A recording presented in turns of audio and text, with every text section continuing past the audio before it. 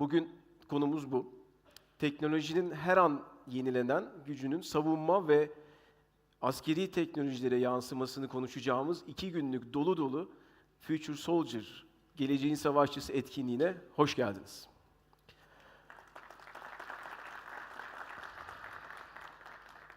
Değerli komutanlarım, değerli konuşmacılar, yurt içinden ve yurt dışından gelen tüm katılımcılarımız, davetimizi kabul ettiğiniz, bizi onurlandığınız için çok teşekkür ederiz.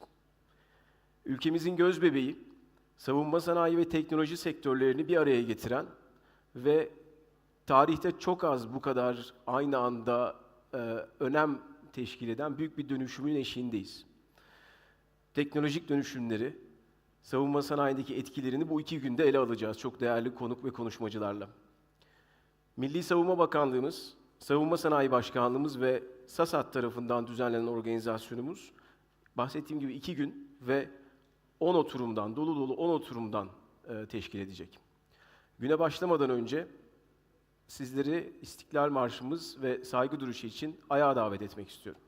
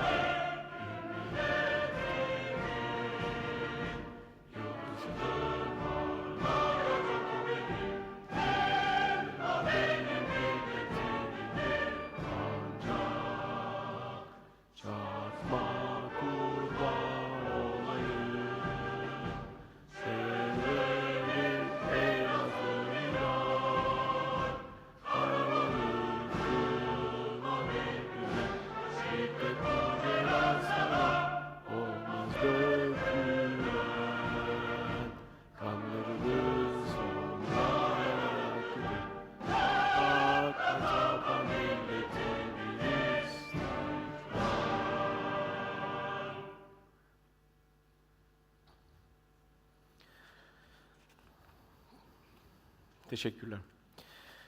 Değerli konuklarımız, şimdi organizasyonumuzun ev sahibine ilk sözü bırakmak istiyorum.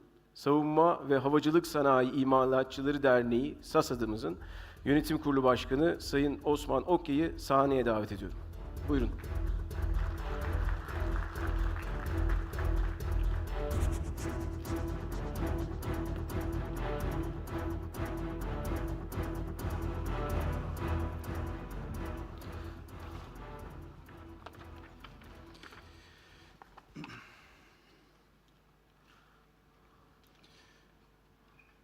Saygıdeğer komutanlarım, kamu kurum ve kuruluşlarımızın çok değerli temsilcileri, sektörümüzün sektör şirketlerimizin çok değerli temsilcileri, kıymetli konuşmacılar ve tüm değerli katılımcılar, hepinizi saygıyla selamlıyorum.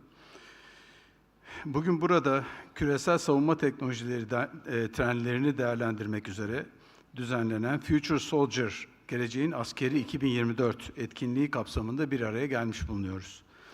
Bu organizasyon sadece teknolojik çözümlerin sergilendiği bir etkinlik olmanın ötesinde, günümüzün hızla değişen güvenlik ortamında stratejik planlamanın ve savunma inovasyonunun önemi üzerine düşünme fırsatı da sunan bir platformdur. Silahlı kuvvetlerimizin ve müttefiklerimizin yeni nesil muharebe kabiliyetini arttırma vizyonuyla bir araya geldiğimiz buluşmamız, umuyorum ki savunma ve havacılık sanayimiz için bir rehber niteliği taşıyacaktır.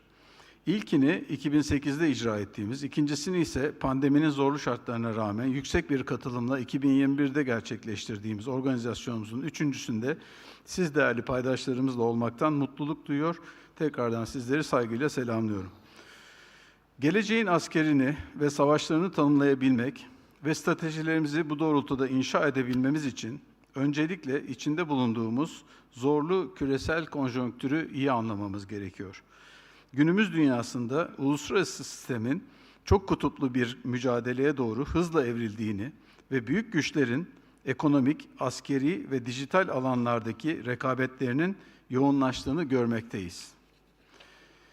Çok kutuplu dengelerle beraber bu durumun yalnızca başat güçler değil, orta büyüklükte devletler olarak da tanımladığımız etki alanı geniş ülkeler için içinde geçerli olduğu ortaya çıkmıştır. Avrupa'nın doğusunda süregelen Rusya-Ukrayna savaşı, jeopolitik dengeleri her geçen gün sarstığı gibi, Pasifik sahnesinde Çin'in artan askeri ve ekonomik nüfuzu ve buna karşılık olarak ABD'nin bölgeye yönelik güvenlik stratejileri, küresel arenada yeni gerilimlerin habercisi olmaktadır. Orta Doğu'da insani yıkımı ve vicdani yükü her geçen gün büyüyen çatışma ortamı, bölgesel güvenlik parametrelerinin ötesine geçme ve daha büyük güvenlik tehditlerini beraberinde getirme potansiyeline sahiptir. Bir yandan büyük sivil kayıplarına rağmen İsrail'in sorumsuzca yürüttüğü ve genişlettiği harekat, diğer yandan da İran'ın artan askeri kabiliyet ve agresyonu Orta Doğu'daki iki temel güvenlik sorununa işaret etmektedir. Ekonomik alanda ticaret savaşları ve artan korumacı politikalar özellikle yüksek teknoloji, enerji ve ham madde alanlarında ülkelere ciddi regülatif ve finansal belirsizlikler dayatmaktadır. Bu durum yalnızca devletler arası ilişkileri değil, aynı zamanda başta küresel tedarik zinciri risklerine hassas, ihracat odaklı üreticileri ve sanayicileri de derinden etkilemektedir. Siber güvenlik ve askeri harekatların bir boyutu olarak siber harp ve bilgi operasyonları da giderek daha tehlikeli hale gelen küresel güvenlik ortamında ciddi bir yer tutmaktadır. Siber alan, devlet dışı aktörlerin ve devlet destekli grupların güvenlik zafiyetlerini istismar edebileceği bir saha haline gelirken, bilgi operasyonlarının hızla yayılması, ülkelerin hem iç hem de dış politikalarında güvenlik risklerini arttırmaktadır. Buna ek olarak iklim değişikliği kaynaklı güvenlik sorunları, afetlere karşı direncin azalması ve bu durumun ekonomik yapıları zayıflatması gibi faktörler güvenlik kavramının boyutlarını genişletmektedir. Tüm bu belirsizlikler ışığında Türkiye, savunma sanayi alanında kendi çözümlerini üreterek ve yüksek teknolojiye dayalı bir altyapı inşa ederek stratejik etki alanını genişletmek ve milli güvenliğini tahkim etmek yolunda kararlı adımlar atmaktadır ve atmaya devam edecektir. Bu bağlamda hem savunma sanayimizin müttefik ülkelerle oluşturduğu işbirliğini güçlendirmek hem de küresel arenada Türkiye'nin stratejik rolünü pekiştirmek adına buradaki çabalarımızın büyük bir değeri olduğuna inanıyorum. Uluslararası sistemdeki stratejik manevra alanımızın genişletilmesi hedefi bu rotanın kuzey yıldızıdır. Müttefiklerimize de muhtelif diplomatik, askeri ve ticari araçlarla katkıda bulunarak pekiştireceğimiz savunma sanayi ekosistemimiz, küresel belirsizlikler çağında Türkiye'yi bölgesel bir güç olmanın ötesinde birçok küresel ajandaya liderlik eden aktör konumuna getirecektir. Etkinliğimiz yalnızca yenilikçi teknolojilerin sergilenmesi değil, aynı zamanda bu teknolojilerin jeopolitik anlamını değerlendirmek açısından da büyük önem taşımaktadır. Burada yapacağımız tartışmalar ve tanıtılan çözümlerle geleceğin savaş ortamını şekillendiren teknolojik trendler üzerinde duracak ve Türkiye'nin bu alanlardaki liderlik hedeflerini de ele alacağız. Etkinlik boyunca savunma sanayi ekosistemimizin farklı paydaşlarıyla birlikte ülkemizin küresel güvenlikteki rolünü daha da güçlendirmeye yönelik adımlarımızı gözden geçirme fırsatına sahip olacağız. Otonom ve robotik sistemlerden giyilebilir teknolojilere, yapay zeka ve siber güvenlikten enerji güvenliğine uzanan geniş bir yelpazede konuları ele alırken ekosistemimize kıymetli girdiler kazandıracağımıza dair hiç şüphem yoktur. Belirtmek gerekir ki savunma sanayimizdeki atılımlar Türkiye'nin caydırıcılık kapasitelerini güçlendirirken aynı zamanda küresel savunma ekosistemine de entegre olma sürecimizi hızlandırmaktadır. Bu kapsamda Türk sanayicilerinin geliştirdiği ileri teknolojilerin sadece operasyonel üstünlük sağlamasını değil, aynı zamanda çift kullanım potansiyeli taşıyan çözümlerle sivil ve askeri alanları buluşturan ve bir inovasyon platformu haline getirdiğini görüyoruz. Bu teknolojilerin etkin kullanımı ülkemizin sadece bölgesel değil, küresel güvenlik mimarisinde de stratejik bir konum elde etmesini destekleyecektir. Saygıdeğer Hazirun, bugün burada sergilediğimiz vizyon ve işbirliği, Türkiye'nin savunma sanayinde yükselen başarısının temel taşlarını oluşturmaktadır. Sizlerin katkıları, ülkemizi sadece üretim gücüyle değil, stratejik liderliğiyle de küresel arenada öne çıkarmaktadır. Etkinliğimizin ilham verici ve işbirliğine açık bir platform olacağına yürekten inanıyorum. Tüm katılımcı paydaşlarımıza tekrardan teşekkür ediyor, faydalı bir etkinlik geçirmenizi diliyorum. Saygılarımla. Çok teşekkürler. Sayın Okyay, çok teşekkürler. Şimdi de açılışımızda konuşmasını yapmak üzere Kara Kuvvetleri Komutanlığı Eğitim ve Doktrin Komutanı Korgeneral Zorlu Topaloğlu'nu sahneye almak istiyoruz.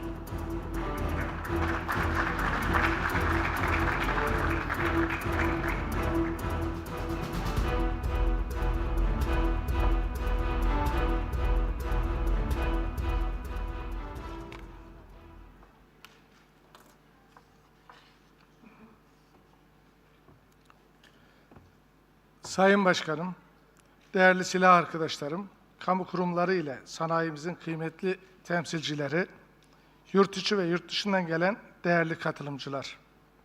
Sözlerime 23 Ekim 2024 tarihinde Türk savunma sanayinin gözbebeği olan TUSAŞ'a yönelik hain terör saldırısında şehit olan vatandaşlarımıza Allah'tan rahmet ve TUSAŞ'ımızın fedakar çalışanlarına geçmiş olsun dileklerimi ileterek başlamak istiyorum.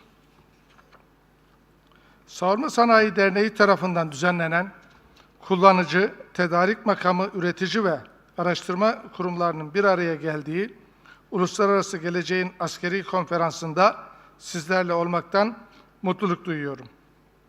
Türk Silahlı Kuvvetleri'nin kamu kurumları ve yerli ve yabancı sanayi kuruluşları ile bir araya getiren bu tür faaliyetlerin geleceğin güvenlik ortamının şekillendirilmesine ve uluslararası işbirliğinin artırılmasına yönelik atılacak adımlara önemli katkılar sağlayacağına inanıyorum. Saygıdeğer konuklar, değerli katılımcılar, saygınlığın yanı sıra güçlü, caydırıcı ve etkin bir ordu haline gelebilmek için sadece teknolojiyi takip etmek değil, bunun bir adım ötesine geçerek modern teknolojiye öncülük etmeyi hedeflemek ve bu hedefe ulaşmak için vizyonunu sağlam ve bilimsel konseptlere dayandırmak, diğer dünya ordularının sahip olmadığı yeni silah sistemlerini üretmek son derece önemlidir. Gelişen teknoloji ve ortaya çıkan yenilikler, özellikle yapay zeka, otonom sistemler, hipersonik sistemler, kuantum sensörler, biyoteknoloji ve nanoteknoloji gibi alanlarda yaşanan hızlı gelişmeler, muharebe şekilleriyle konsept ve doktrinleri de etkileyerek değişmesine sebep olmaktadır.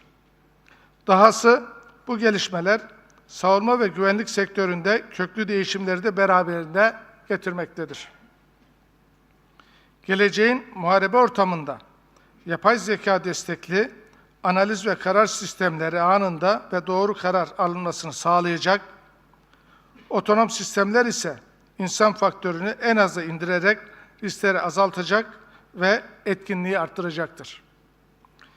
Teknolojik ilerlemelerin yanı sıra etik sorumluluk ve sürdürülebilirlik de geleceğin askeri yapısının temel taşını oluşturacak diğer faktörlerdir. Silah sistemlerinin askeri operasyonların çevresel etkileri göz önünde bulundurularak sürdürülebilir çevre ve dostu çözümler geliştirilmelidir. Ayrıca yapay zekanın muharebe alanında kullanımı ile ilgili etik ve yasal düzenlemelerin oluşturulması, insan haklarının korunması açısından kritik öneme haizdir. Bu kapsamdaki adımlar proaktif bir tutum ve anlayış çerçevesinde atılmalıdır. Küresel tehditler ve güvenlik sorunları tek bir ülkenin üstesinden gelebileceği sorunlar değildir. Bu nedenle ülkeler arası işbirliği, bilgi ve teknoloji paylaşımı, ortak eğitim ve tatbikatlar ile müşterek çalışabilirliği sağlamak, güç birliği yapmak, ortak güvenlik ve barışın teminatı olacaktır.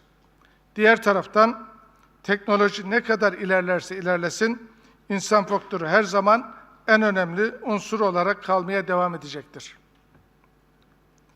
Geleceğin askerlerinin teknolojinin sunduğu olanaklarla donatılacağı, muharebelerde kesin sonucun geçmişte ve günümüzde olduğu gibi gelecekte de eğitimli insan faktörüyle elde edileceği muhakkaktır. Geleceğin askerleri ileri teknolojiye uyum sağlayabilecek bilgi ve beceriye sahip olmalı. Aynı zamanda etik ve liderlik vasıflarını da geliştirmelidir. Bu doğrultuda eğitim sistemimizin yenilenmesi ve askeri personelin sürekli kendini geliştirmesi hayati önem taşımaktadır. Çünkü askerin silah ve teçhizatı ne kadar gelişirse gelişsin, geleceğin harekat ortamında karar verici yine insan olacaktır. Bu gerçek göz önünde bulundurularak geleceğin askerlerinin teknoloji ve siber güvenlik, hibrit harekat, insansız, hava, kara, deniz araçları ve otonom sistemler, simülasyon ve sanal gerçeklik, zeka ve analitik beceriler, psikolojik dayanıklılık, hızlı ve doğru karar verebilme, liderlik ve insan yönetimi konularında çok iyi eğitilmesi kaçınılmaz bir ihtiyaçtır. Gelişen teknolojiyle muharebe sahasında tehditlerin çeşitliliği ve etkisi her geçen gün çoğalmaktadır. Bu nedenle askerlerin icra ettiği görevler artmakta, etki alanı genişlemektedir. Dolayısıyla muharebe sahasında her geçen gün artan tehditlere karşı beka tedbirlerinin de geliştirilmesi büyük önem arz etmektedir.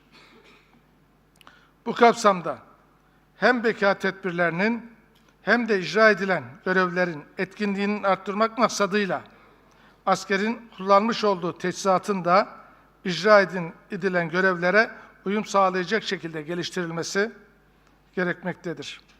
Geleceğin askerinin sahip olması gereken teçhizatın çeşitleri şu şekilde sıralamak ve özetlemek mümkündür. Bunlar kişisel korunma ekipmanları, iletişim ve bilgi sistemleri, siber ve elektronik savaş ekipmanları, silah sistemleri, manevra kabiliyeti ve lojistiği etkileyen araç ve sistemler, bunların düşman tarafından tespit edilmesini engelleyen yeni nesil gizleme ve örtü sağlayacak teknolojiler, aldatma teknolojisi bunların önem arz edenleridir.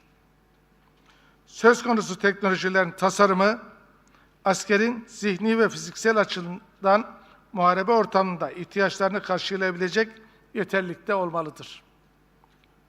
Askerin karar vermesini gerektirmeyen, özellikle beka tedbirlerine yönelik durumlarda alınacak önlemlerin otonom olarak gerçekleştirilmesi sağlanmalıdır.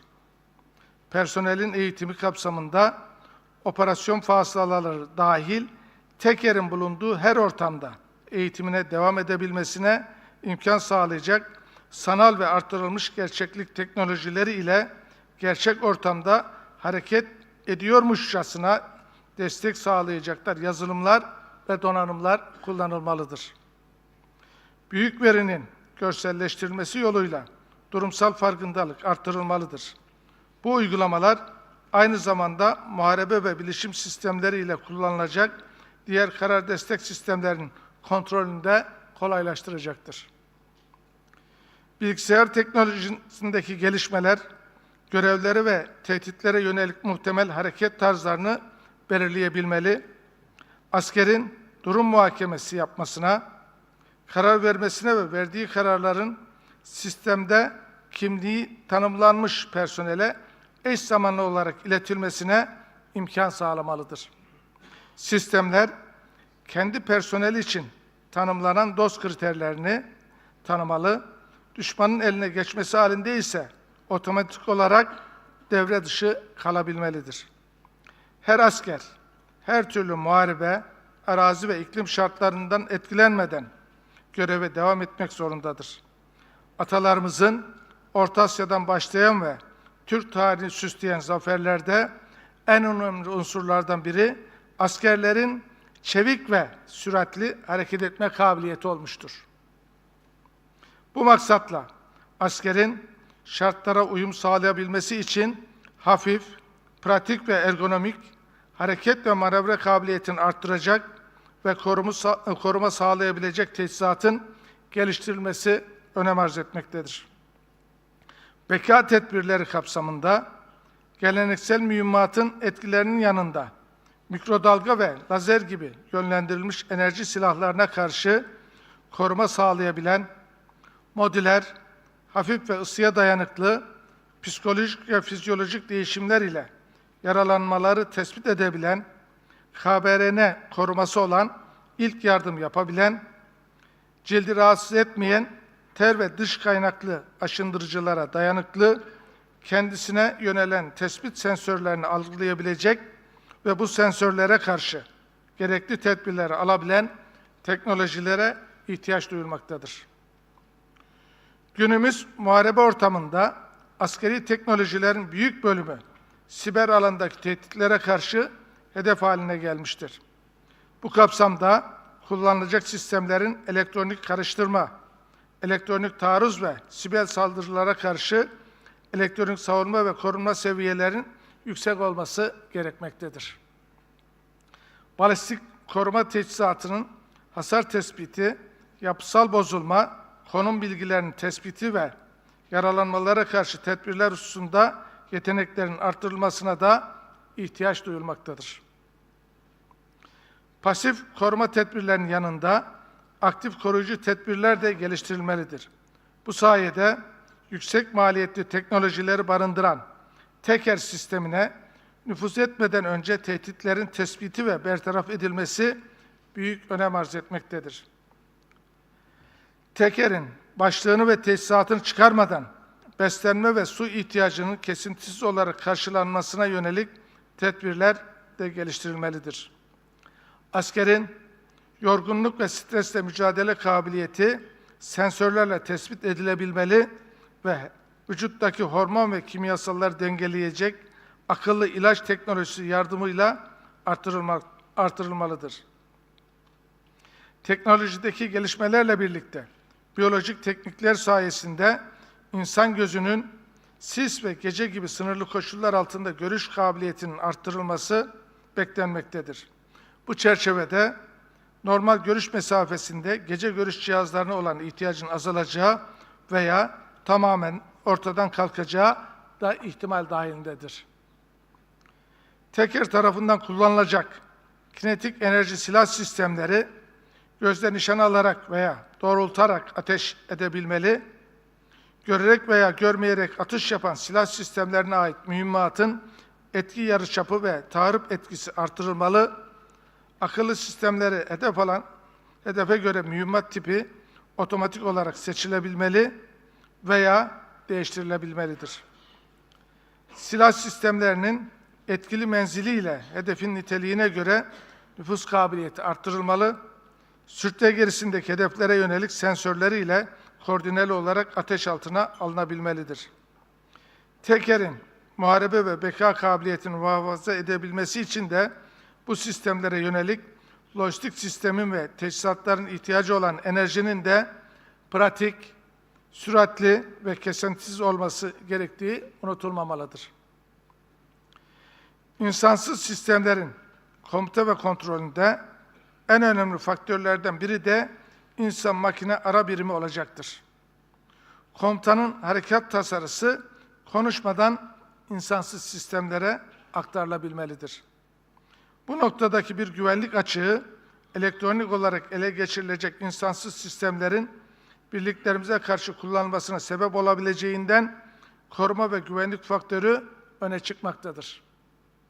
Bu kapsamda durumsal farkındalığı, beka, ateş ve manevra kabiliyeti yüksek, gerek birlik bütünlüğü içinde, gerekse tek başına bir sistem olarak geleceğin muharebe sahasında görevler üstlenebilecek teker sistemlerinin geliştirilmesine, bu sistemlerin muharebe sahasındaki diğer sistemlerle entegrasyonun sağlanmasına yönelik değerlendirmelerin yapılmasına da ihtiyaç duyulmaktadır.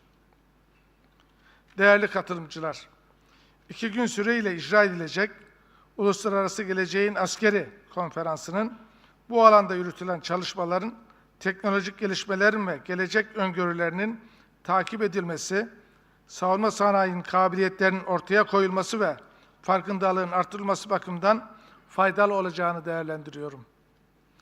Bizler, Ebedi Başkomutan Gazi Mustafa Kemal Atatürk'ün ifade ettiği gibi, yurtta barış, cihanda barış ilkesi kapsamında komşularımızın toprak bütünlüğüne saygılıyız ve diyalogdan yanayız. Ancak ülkemizin hak ve hukuk menfaatlerini korumakta da kararlıyız. Teröristle mücadelede büyük tecrübe ve yetenekler kazanan Türk Silahlı Kuvvetleri'nin etkinliği, caydırıcılığı ve saygınlığı dostlarımız için de büyük bir kazanımdır. Türk Silahlı Kuvvetleri'nin imkan ve kabiliyetlerinin geliştirilmesinde ihtiyaç duyulacak her türlü bilgi ihtiyacına ve ortak çalışma taleplerine mevzuat çerçevesinde hazır olduğumuzu da belirtmek istiyorum. Konferansın tüm katılımcılar için verimli geçmesini temenni ediyor, saygılarımı sunuyorum. Sağ olun.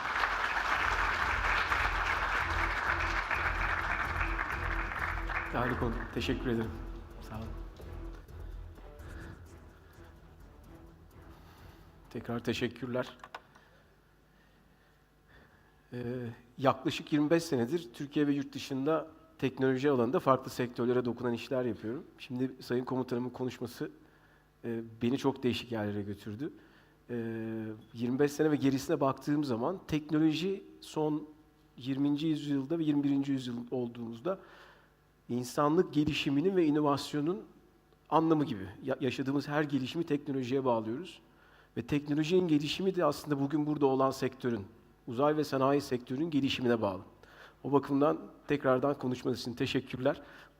Ve şimdi günümüze oturumlarımızla başlıyoruz. Devam ediyoruz. İlk oturumumuzda konumuz küresel dengesizlikler ve yeni düzen arayışı. Bu temamızda özellikle yanı başımızda olan Rusya-Ukrayna savaşı ve savaşın teknolojik boyutunu ele alacağız. Alt başlıklarımızda günümüzün çatışmalarındaki yıkıcı teknolojilerin boyutlarına, küresel alanda geleceğin askeri ve savunma teknoloji programlarına göz atacağız. Ayrıca açılış konuşmalarında her iki değerli konuşmacımızın da söylediği otonom teknolojilere değineceğiz. Çok da uzatmadan moderatörümüz saygıdeğer Doktor Erol Yücel'i sahneye almak istiyorum. Konuklarımız da, hoş geldiniz. Rand Kurumu'ndan Doktor Matthias Eken, Varşova Üniversitesi'nden Sayın Doktor Rıdvan Bari Urkosta ve Cenevre Güvenlik Politikaları Merkezi kurucusu, welcome, ve direktörü Sayın Doktor, hoş geldiniz, Jean-Marc Rickley'i sahneye davet ediyorum.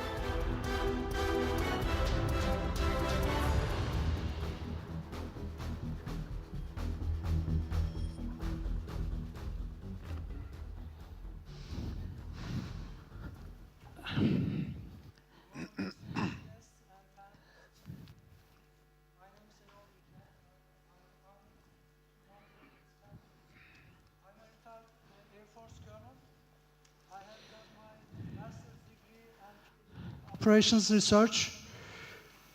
My passion in life is probably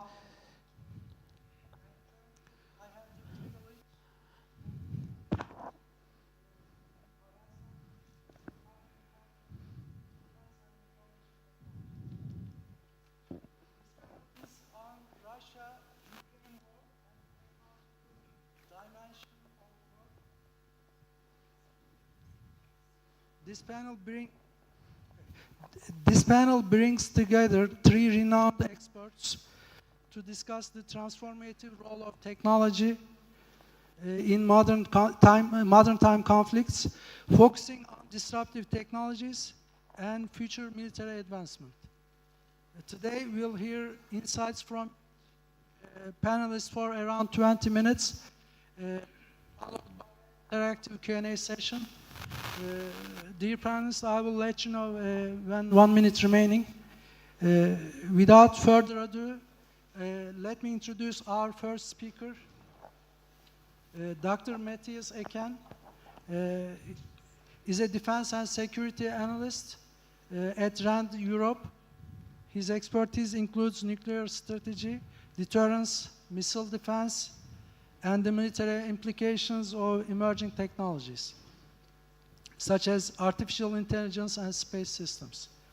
His academic background includes a PhD in modern history from the University of St. Andrews and a Master of Arts in War Studies from King's College. Dr. Eken, I believe you have a presentation. Okay. Thank you very much. Do I need this for the slides? Yes, probably, yes. Great.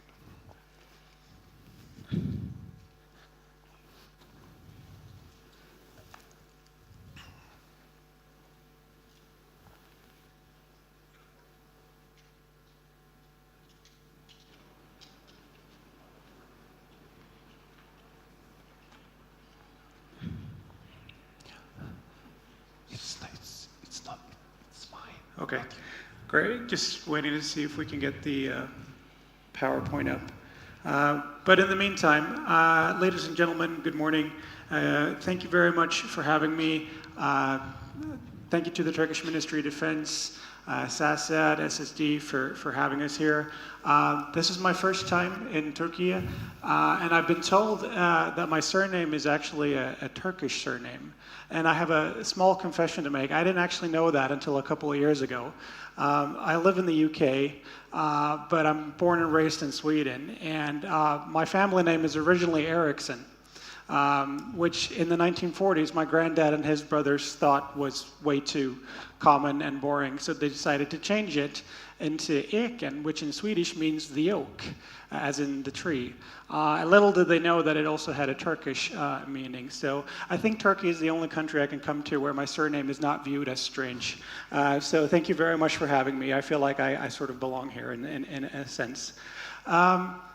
I'm hoping we could get the slides up, but if not, we'll crack on anyway.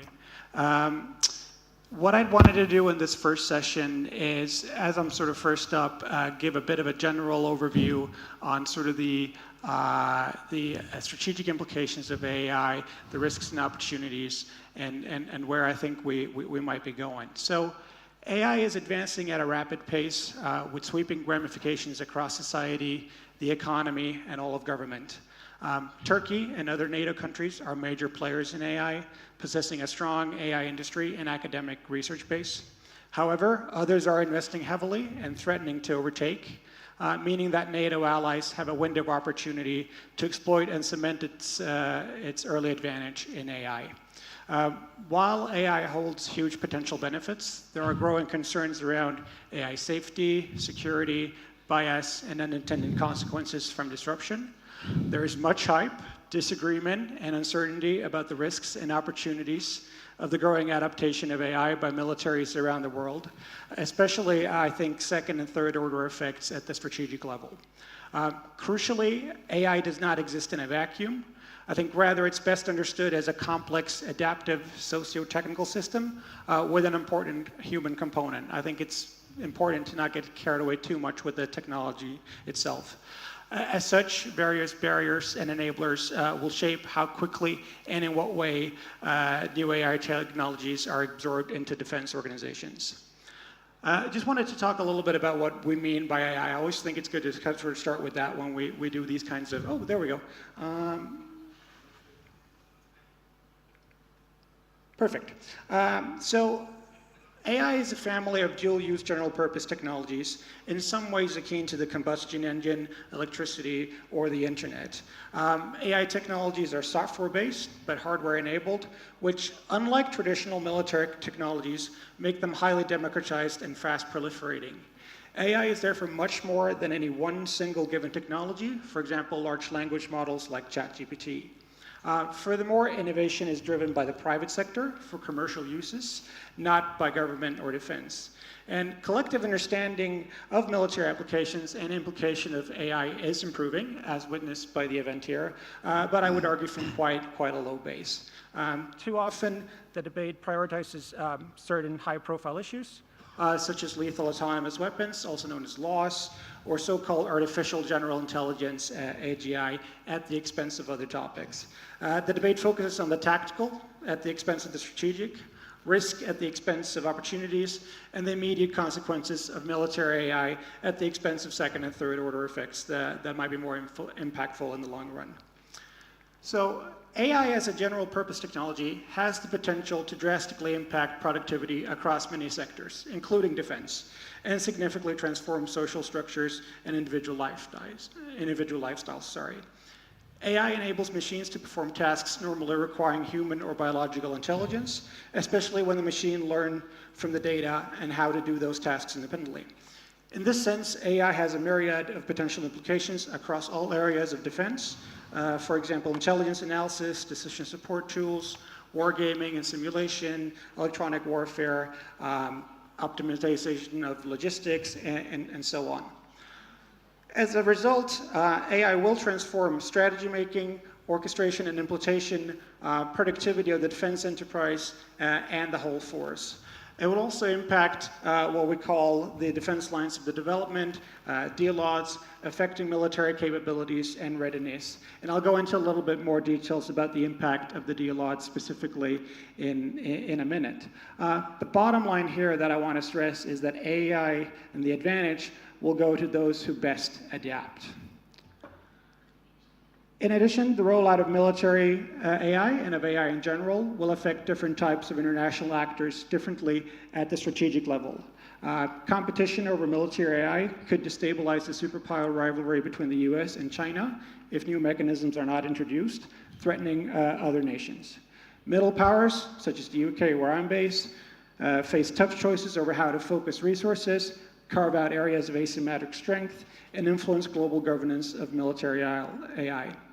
Small states risk being left behind by bigger players, but some could have outsized impact at the strategic level if they prove more agile in embracing military AI, as is reflected in the outside strength of some countries such as Singapore, Finland, and the Netherlands when it comes to AI. Thank you. There's also an important dividing line between those who employ AI in a responsible and ethical manner and those who do so with fewer restrictions. Democracies, I think, hold the advantage in attracting AI talent and nurturing innovation, but AI also offers new tools for countries such as China and Russia to cement and export authoritarianisms. And what we're seeing is that adversaries are already seeking to export military AI and related capabilities, such as uncrewed systems, to countries around the world to exact their influence. The advent of military AI also poses new risks and opportunities relating to different types of non-state actors. The private sector, as we all know, is an indispensable partner on AI, but also complicates efforts to ensure sovereignty, freedom of action, and the legitimacy of AI governance. Extremist organizations could use AI tools for recruitment, financing, planning, and conduct of increasingly sophisticated attacks, including CBRN attacks. Proxy actors are already making extensive use of uncrewed systems, as we've seen in the Red Sea, with AI set to exacerbate this trend.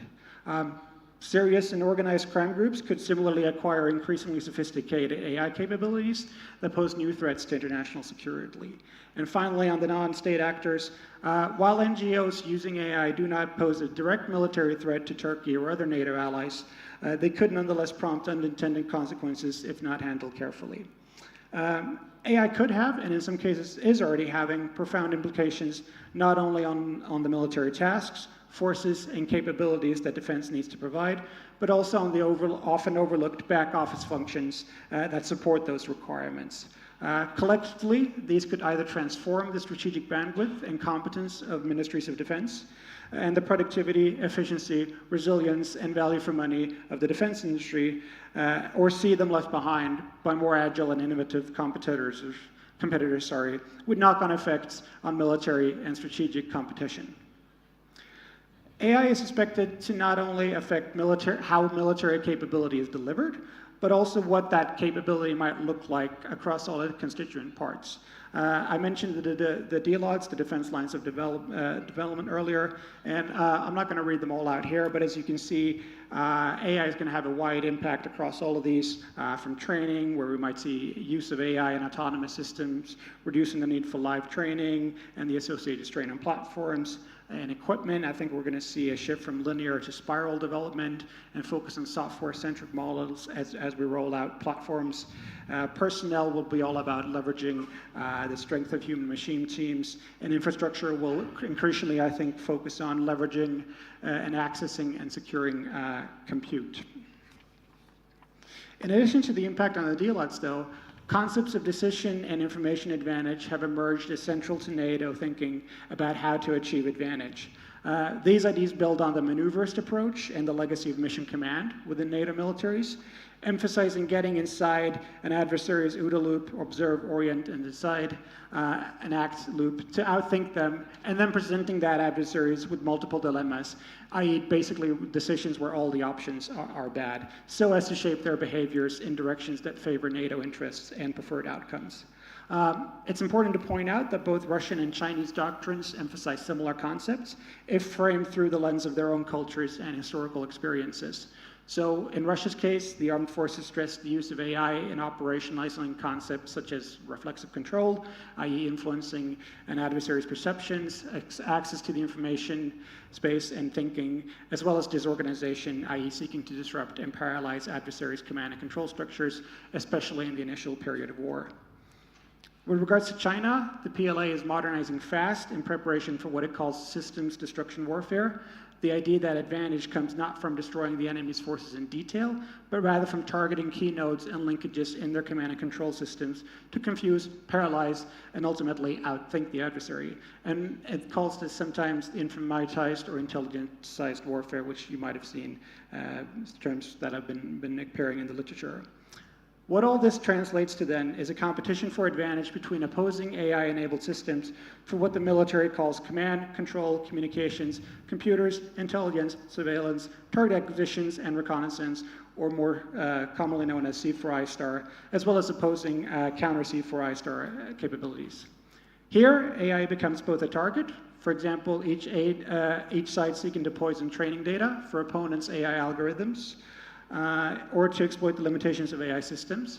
It could also be used as a defensive aid, such as AI supporting automated cyber defenses, as well as a tool supporting offensive action through a mix of kinetic and non-kinetic effects, for example, the use of AI in electronic warfare, or for detection and targeting of concealed adversary C2 nodes, such as mobile headquarters, that could then be attacked with long-range fires. This entails a need for integration of AI into strategic decision-making processes to consider the possible threat vectors through which adversaries might seek to poison, exploit, or degrade that AI system. It also means having technical and procedural redundancies and revisionary modes so that humans can fall back on non-AI dependent systems if their AI systems are disrupted. Military AI will in turn also affect the full spectrum of the continuum of conflict. Just as an example, at the lower end of that continuum, in terms of resilience and emergency preparedness, militaries across the world face an increasing demand to conduct humanitarian and disaster response operations, for example, in response to climate change, natural disasters, or threats to the homeland. AI could improve early warning systems, planning, crisis response, and resource allocation, ensuring that critical assets are deployed when they are needed most. This could also help civilian agencies take pressure off defense rather than it being a risk manager of last resort, freeing it for other military tasks such as contributing to NATO operations. But AI also creates new dependencies and risks to resilience. For example, cyber attacks can undermine AI systems' effectiveness, while algorithmic biases or errors may lead to a lack of popular trust in the government response to a crisis. Equally, military AI could be weaponized by hostile states or non-state actors to conduct attacks on critical national infrastructure, supply chains, or civilian populations. Moving up the so-called escalation ladder, although arguably this should have perhaps been put last on the list, military use of AI strains many of the existing theories and practices of deterrence, conventional as well as nuclear. It offers potential benefits, such as improved analysis, but also introduces new uncertainties, for example, levels of human control and risks such as accidental targeting of nuclear command and control systems by AI that drive escalation dynamics. With regards to conventional warfighting, AI-enabled military capabilities could enhance speed, precision, and lethality, as well as creating mass without reliance on exposing human personnel to danger. For example, AI-driven data analysis can help military commanders develop a more accurate and comprehensive understanding of the battle space, enabling them to make more informed decisions about how to deploy their forces. AI could then enhance targeting of long-range position fires, supported by the use of autonomous systems to help suppress enemy air and missile defenses, and then conduct subsequent battle damage assessment. This could all be aided by AI-enhanced electronic, cyber, and information warfare, as well as logistical support and resupply.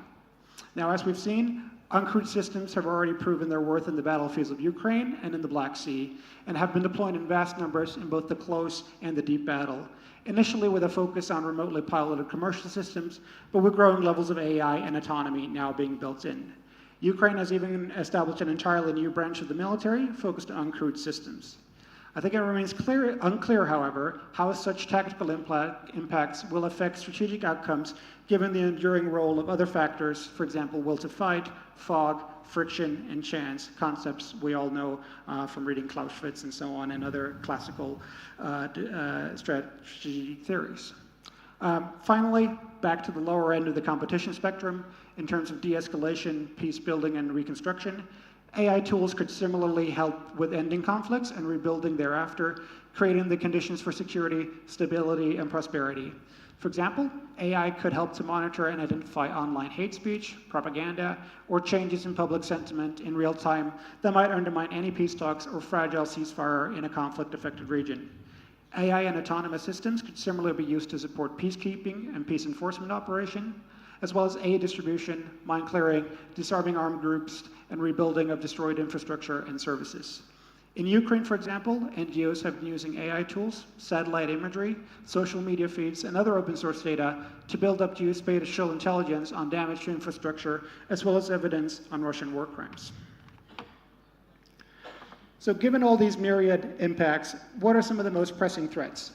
Work we've done at RAND suggests that a couple of threats stand out more clearly, and these include information and manipulation, such as AI deepfakes, which are driving not only political, economic, and social disruption, but also skewing military decision-making. Secondly, the empowerment of non-state actors with asymmetric capabilities to challenge NATO militaries, or worse, tools of mass destruction, such as bioweapons. Although on that last point, I think there is some comforting news that the current generation of large language models don't seem to be capable of bridging that gap in terms of facilitating access to bioweapons. However, that does not mean that's not a cause for complacency, as we don't know what future generations of LLMs might be able to do. Thirdly, the interlinked impacts of AI on the offense-defense balance in conventional warfighting, on escalation dynamics, and on the instability of nuclear deterrence, especially in the concept of intensifying superpower rivalries in a multipolar world already grappling with other drivers of insecurity. Longer term, and without wishing to skew the debate and focus unduly on it, as I mentioned at the beginning, I think there's also the potential catastrophic safety and security risks associated with the potential future advent of artificial general intelligence. So, what do we do about it all?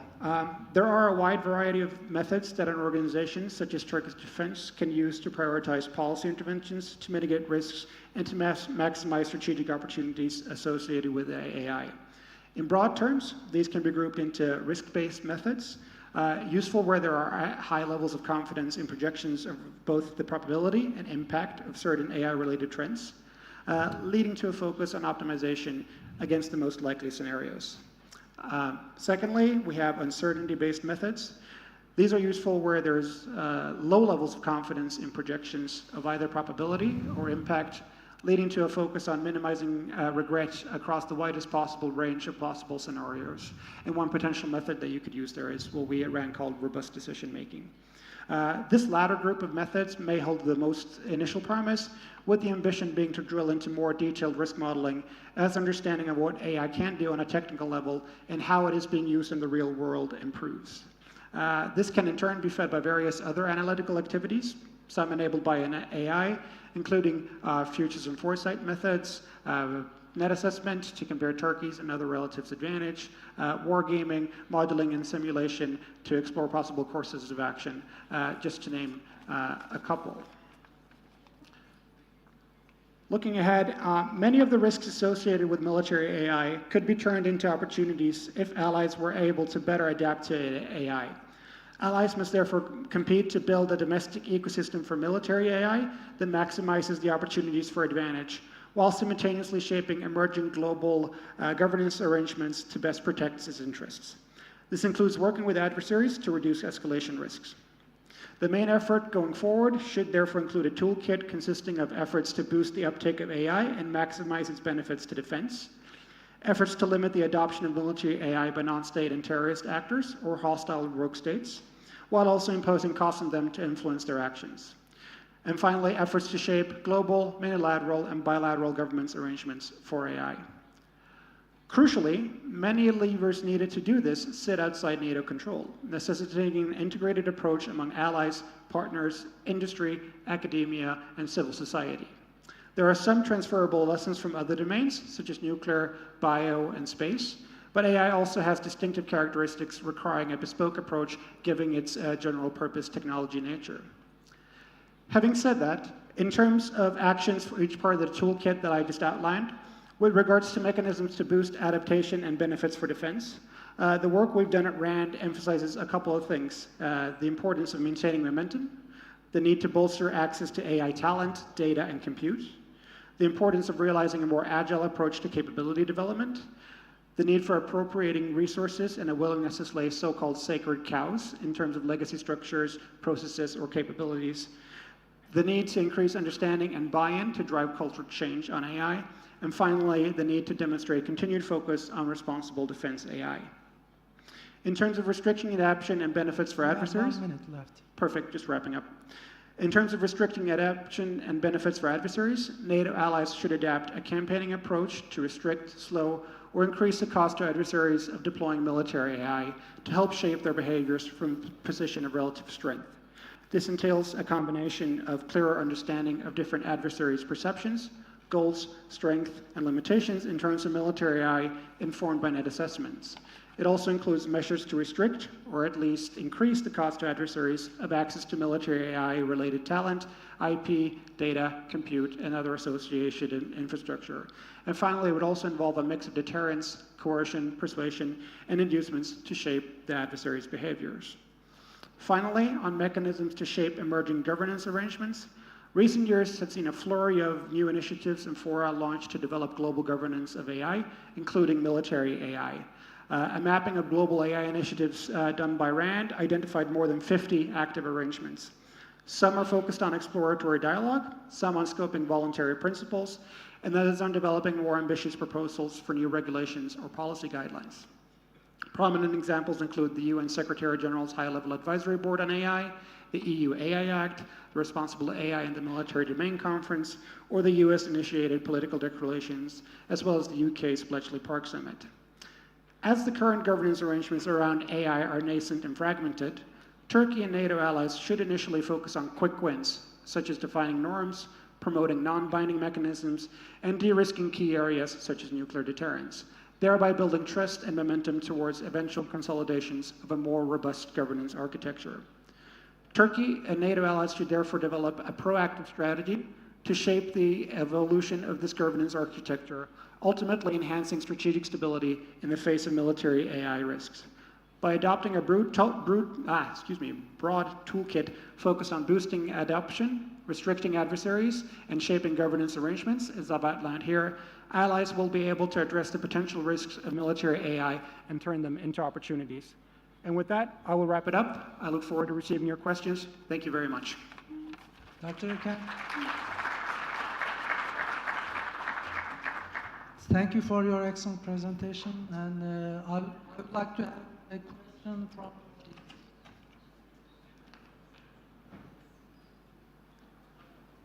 There's one over there.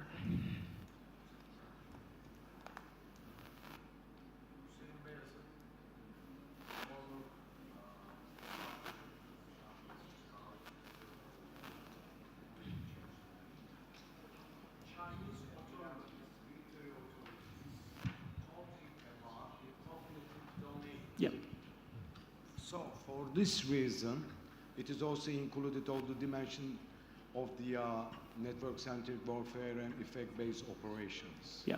Under this perspective, would you like to evaluate on the Chinese perspective? And they are saying the biological warfare and the cognitive warfare is going to be very important. Yeah. Thank you so much. Thank you very much. You're absolutely right. I think I alluded to it a little bit in the presentation. China and the PLA, when it's talking about network-centric warfare, intelligence-sized system destruction warfare, and so on. Arguably they favored that the cognitive domain more so than we've done in NATO so far. I think from a Chinese doctrine perspective, even though I'm not an expert in Chinese doctrine, I should say, if they can win without fighting by inducing decision-making paralysis through cognitive warfare, I think that would be a major win for them. I think there is deep uncertainty within the PLA and the CMC, the Central Military Commission, about how they might actually hold up in any kind of conventional conflict without even going into Taiwan or anything like that. So, but where it has an advantage is in that kind of its technology development, its emphasis on cognitive warfare and systems warfare and so on. So, yeah, it's an important debate for NATO allies to have, though, is how much do we want to compete in that space, or could we find a different asymmetric strength that might offset that? I don't have a firm answer on that, but in short, yes, China are focusing on it more than we are to offset some of their limitations and worries. And I think we in NATO and the West need to figure out our way to combat that. It might be to compete, but it might also be to do something else to gain another asymmetric advantage. So I hope that answers the question. Thank you. Thank you for your question. Dr. Eken's presentation has provided us a fascinating perspective on the futuristic possibilities of artificial intelligence and its application in modern warfare. As we consider these advancements, it's also vital to examine how the ongoing conflicts like the Russia-Ukraine war are shaping the future of military strategies and technologies. To explore this critical topic, now I would like to introduce Dr. Ridvan Bari Urkosta. He's a senior analyst at Strategy and Future and a contributor to Geopolitical Futures with a PhD in Security Studies from the University of Warsaw. His work focuses on the Black Sea region, Russia, Eastern Europe, and I would say Turkey, along with the drone warfare and regional security dynamics. His expertise provides a unique lens to understand the intersection of geopolitics and emerging technologies in warfare. The floor is yours. Yeah, thank you very much. Teşekkür ederim. It's good tradition, as I understand, to introduce Turkish roots. So, ben özüm Kırım Türk'üm, but I'm living already 10 years in Poland. So I finished university. I'm sort of like a part of Polish society, but at the same time, my roots is my roots. So let's start. So let's return. Yeah. So I'm working for Geopolitical Futures, and one of the main aim of my job is to analyze what is happening in the war, exactly in this war, in the Russo-Ukrainian war. So day-to-day analysis. But today I would go directly to the war through the specific, like conceptual steps. I just recently finished a book that it was written by Highline. I'm sure every one of you knows about this book. It's Starship Troopers. Even the movie was made in 1999, but the book itself has been written in 1959. So it is particularly interesting that in this book, it's science fiction book, Highline already he sort of introduced what kind of future soldier must be.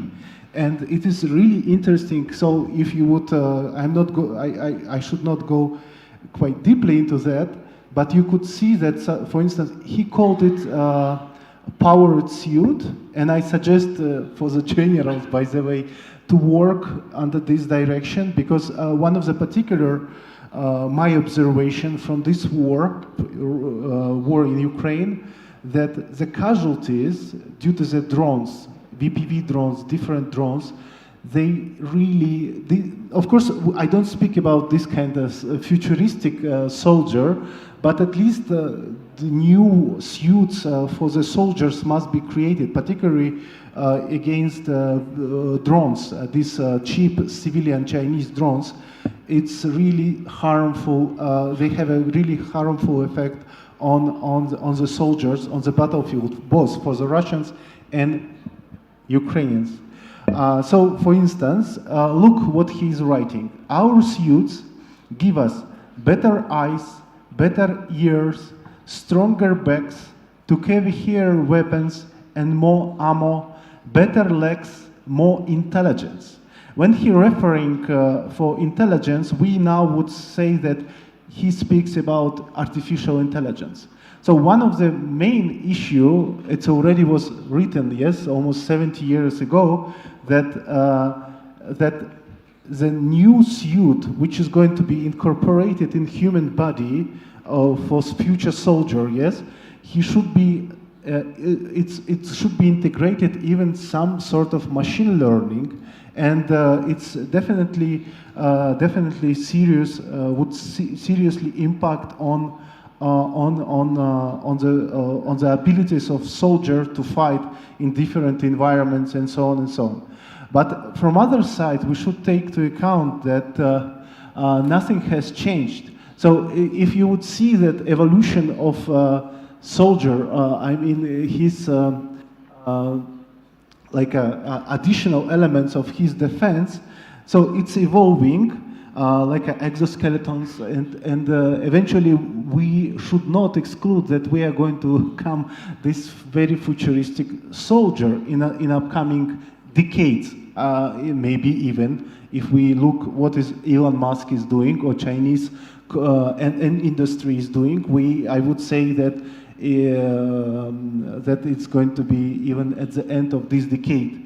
Next, this is particularly important. I just want to give you some kind of philosophical, geopolitical, or whatever expression. So we don't know where we are approaching. So theoretically, we can explain that all this scientific revolution which we are witnessing, it could be compared some kind of Neolithic revolution to 2.0, or if we refer to Kurzweil, it would be sort of singularity. Yes, singularities, according to Kurzweil, should be within several decades.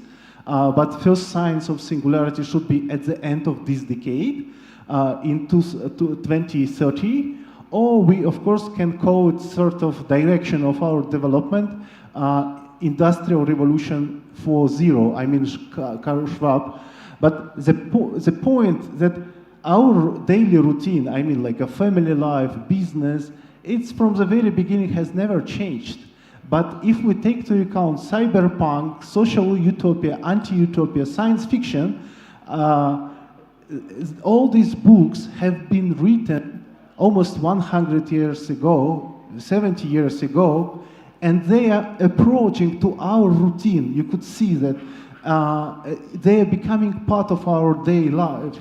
And integrating into the penetrating. So we even correct word would be not integration, penetration. It's reshaping us. So it's very serious events. And I don't know the answer, what is going to be. Because if we speak about Industrial Revolution 4.0, it's rather smooth changes. Singularity, we don't know what it doesn't mean, because even Kurzweil could not explain it himself what kind of future awaits of us. Neolithic revolution, it's completely new society is going to be built. Yes, this is particularly important. This war, I would say that not only Ukrainian war, I would refer rather to Karabakh war. So for the end of the technological monopoly, you know, we are witnessing this, particularly Turkey. So even if we would say that the West was leading monopolist of technology within last several hundred years, and plus would say, oh, in the 20th century it was the Soviet Union which challenged technological domination of the West. But it would not be correct, yes? Soviet Union was sort of part of the West, sorry. Part of the West. But actually, only right now, we are witnessing, since the beginning of Karabakh War, why Karabakh War is important from technological point of view. Because some power out of cycle, out of the monopoly list of the traditional powers, technological powers, built something unique and introduced it into the world market, into the new geopolitical or geoeconomic structure of the world. But so with own chain of production, with own chain of technology, and this is something unique and could change the direction of our like a global dynamics, I would say.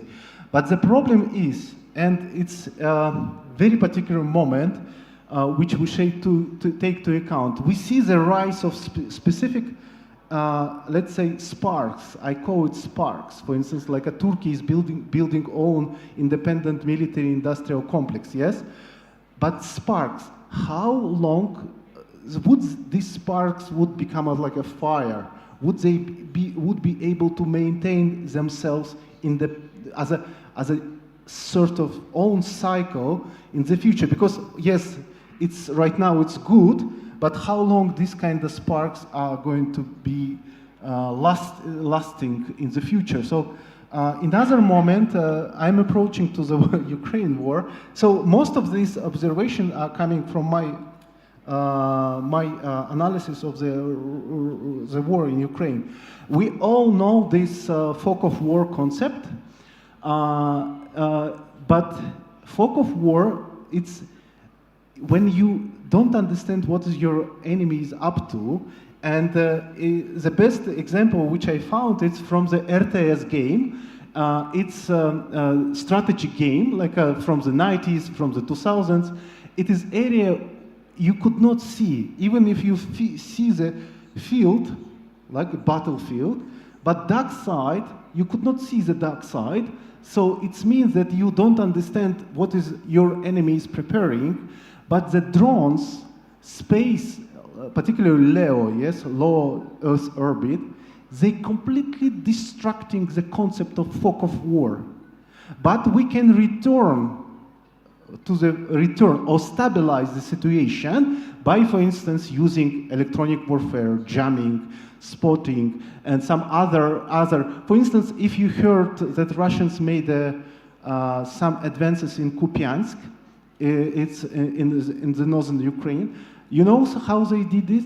During the weather conditions were quite tough, and drones were not able to good operate, and they cunningly they used these new bad weather conditions and made this advance about 5 or 7 kilometers, but it was enough to complicate the situation in the battlefield. So fog of war was sort of destroyed or undermined this monopoly by artificial intelligence, space. When I speak about artificial intelligence, I would say it's sort of connection of geospatial intelligence, yes? Virtual reality. So the commander, a future commander, it would be sort of player of strategic game, RTS game. But one particular issue, which still remains chess game, you can see every move of your enemy, but you could be defeated or you can win. So it means that by using your logic, despite that we say artificial intelligence, space, drones, warfare, but your brain is still the weapon. So it's future wars, if we assume that it's going to be less folk wars than was in previous wars, it will be the fight of commanders with serious intellectual abilities. So you need to be real smart in order to fight the future wars. Otherwise, so my main message is that, okay, so it's another one from Clausewitz, but it's about that artificial intelligence, space capabilities, and and drones, yes, like a Bayraktar or smaller drones for tactical reasons, because this old term from Clausewitz, coup d'idée, its ability to see battlefield. For instance, right now I see this auditory fully, yes, and it's similar. It's coming from Napoleon when he was saying, "I would like to see entire battlefield." So, and again, we coming to this kind of situation when it's reshaping old concept, but I don't say that it's denying it. It's just reshaping. For instance, old American kill chain, this tactical construct, again, it's changing. It's changing tremendously due to these cutting-edge technologies. I just would like to give you an example. This RAM. So it's from Assyrian, Middle Ages, and Russians created this mangal. It's called like a mangal. So if you would see how the Russians are attacking, making advances in fortified areas of Ukrainians, their first tank is similar to this one. Why? Because it's take all attacks on itself. So they trying to make such strong defense for this new tank, but at the same time it should be cheap. So I think new tank, or partially, if we speak about future, due to the drones, we should think about tank with strong, enormously strong armor, which would able to penetrate the enemy's position. Because we have a tank as a philosophical concept, which has not prepared for the VPV drones, for, let's say, and just like a suggestion, maybe. Okay, next we're coming to war in Ukraine. Just a second. Just a second. Yeah, this particular important case, I already was mentioning about the end of the technological monopoly. So this specific, the war in Ukraine and Karabakh and in the war in Ukraine, they really give opportunities to some other powers to be introduced into the global market. Arms sale market. So, for instance, VPV drones and so on and so on. Just what else? How about time? Is it okay? Time? Yes. Okay. We have 5 minutes. Okay, I will go to war in Ukraine directly.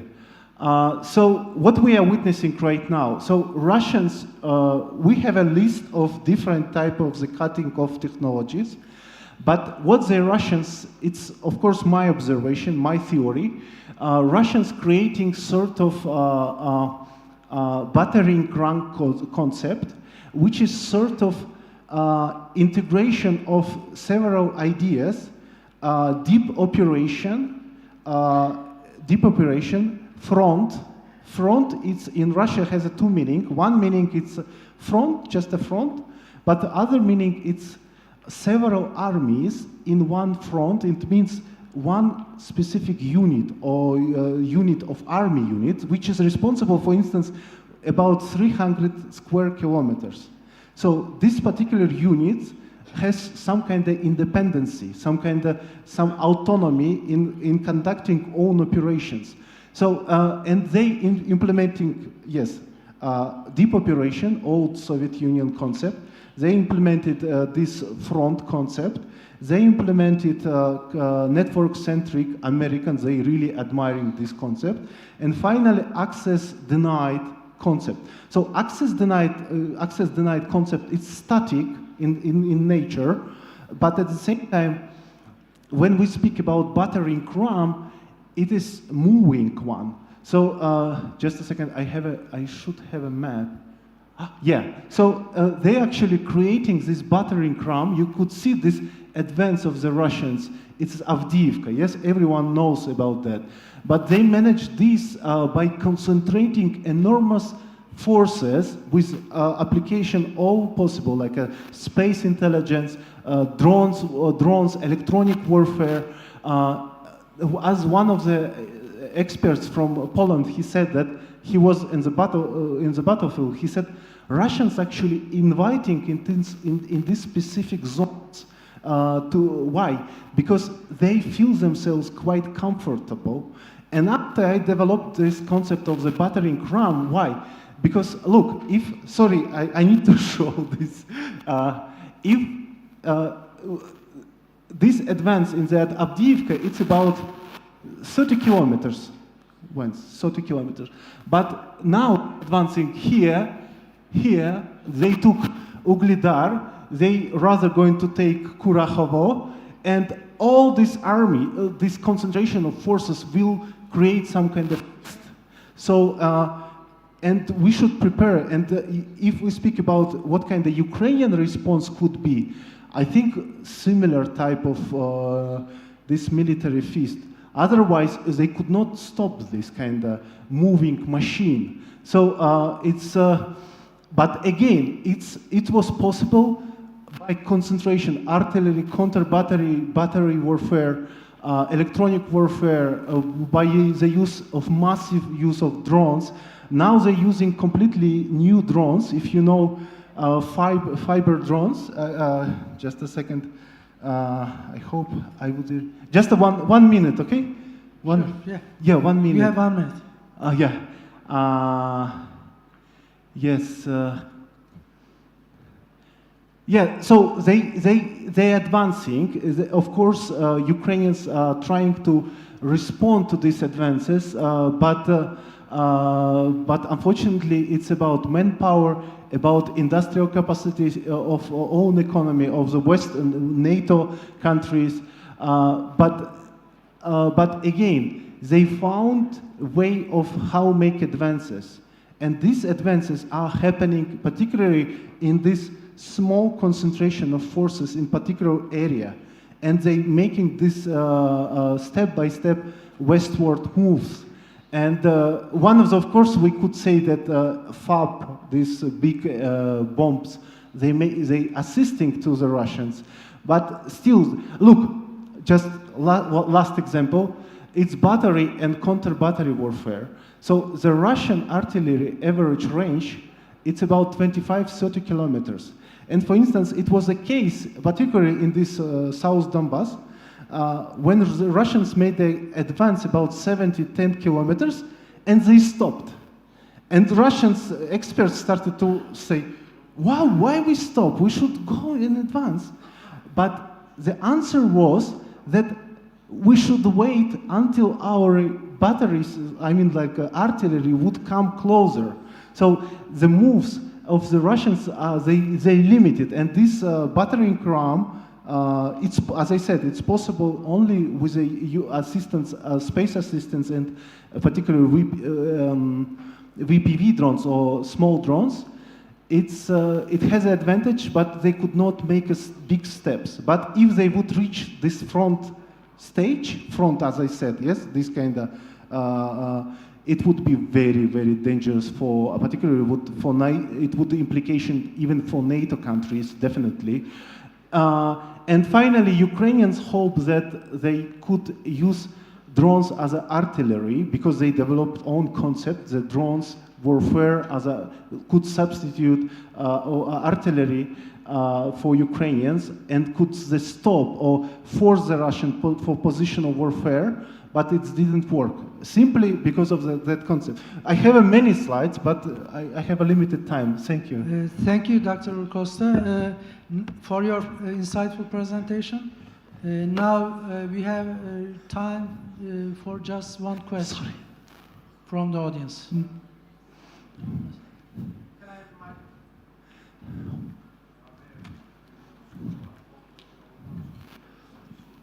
Tabii ki.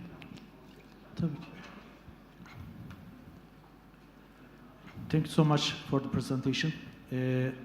My name is Esat. I'm a Turkish Police Special Force Unit personnel. I will make a criticism about the AI and the future soldiers, and this criticism will be the question. I have to say that at the beginning, I really want to see an enemy wearing an exoskeleton or something like Iron Man. I really want to see, because war is still rolls on logistics, and they won't be able to bring batteries up a hill. So when the battery is over, we are equal, and I may be more superior than it. There are three wars: Ukrainian-Russian wars, right now Israel and Palestine war, and Karabakh war. What if the Ukrainian soldiers can't find any drones anymore? What would be the war? Where does it go? I have to say that they spend 3,000 drones in a day. And as Turkish military and Turkish Police Special Force, we are using drones against terrorist organizations too, and we are very successful about it. I have to say that in Barış Pınarı area, we stopped the terrorist movement in 3 kilometers depth in daytime. The drones are more effective, but what if we can't find any drones? Everybody is thinking about future soldier, a person, a soldier, like Iron Man, but I think future war is still go on logistics. I have attended many conferences, especially on AI, but everybody's talking about weapons and optics, but I can't see anyone talking about logistics.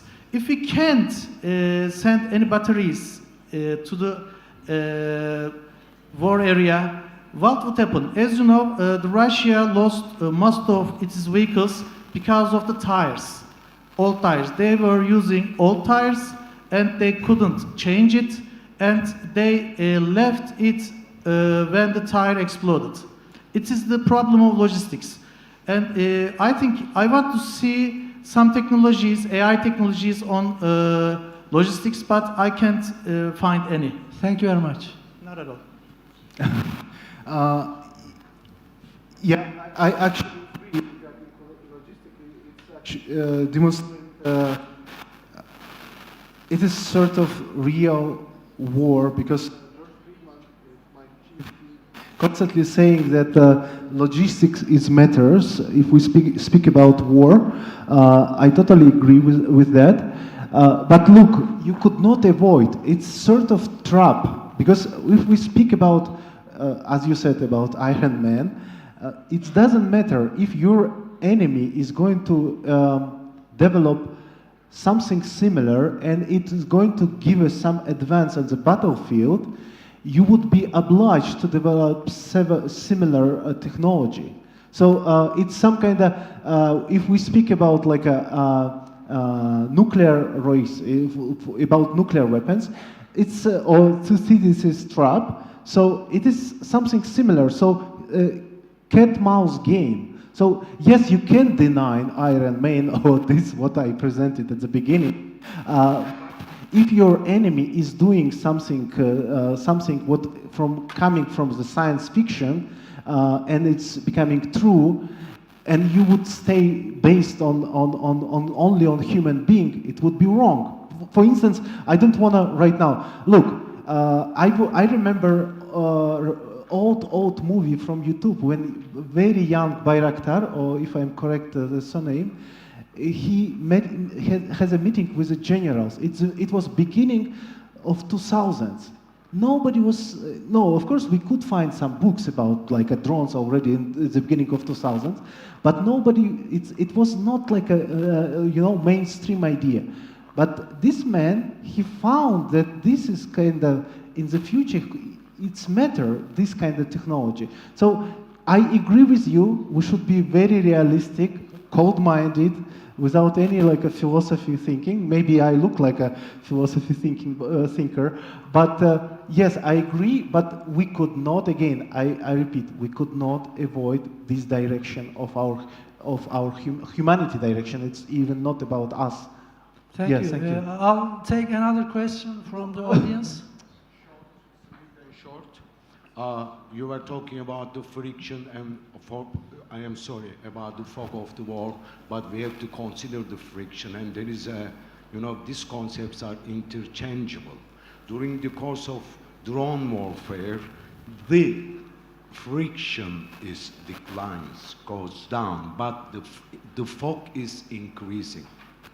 Aha. Absolutely. Yes. So theoretically, if we look at in the battlefield from this perspective, we cannot develop good warfighting or defensive concepts. Thank you so much. Yes, thank you. Thank you. Thank you. I should comment? I thought, okay. No, I don't want to take a time. So, yeah, thank you for comment.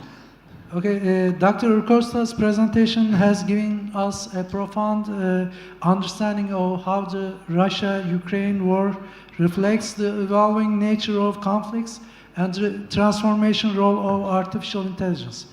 Building on these insights, it's essential to explore the broader implications of emerging technologies on global security and warfare. To provide us with this perspective, I'm honored to introduce Dr. Jean-Marc Rickley. He's the head of Global and Emerging Risks at the Geneva Center for Security Policy. There. He's a leading expert on the intersection of technology and international security with a PhD in international relations from Oxford University.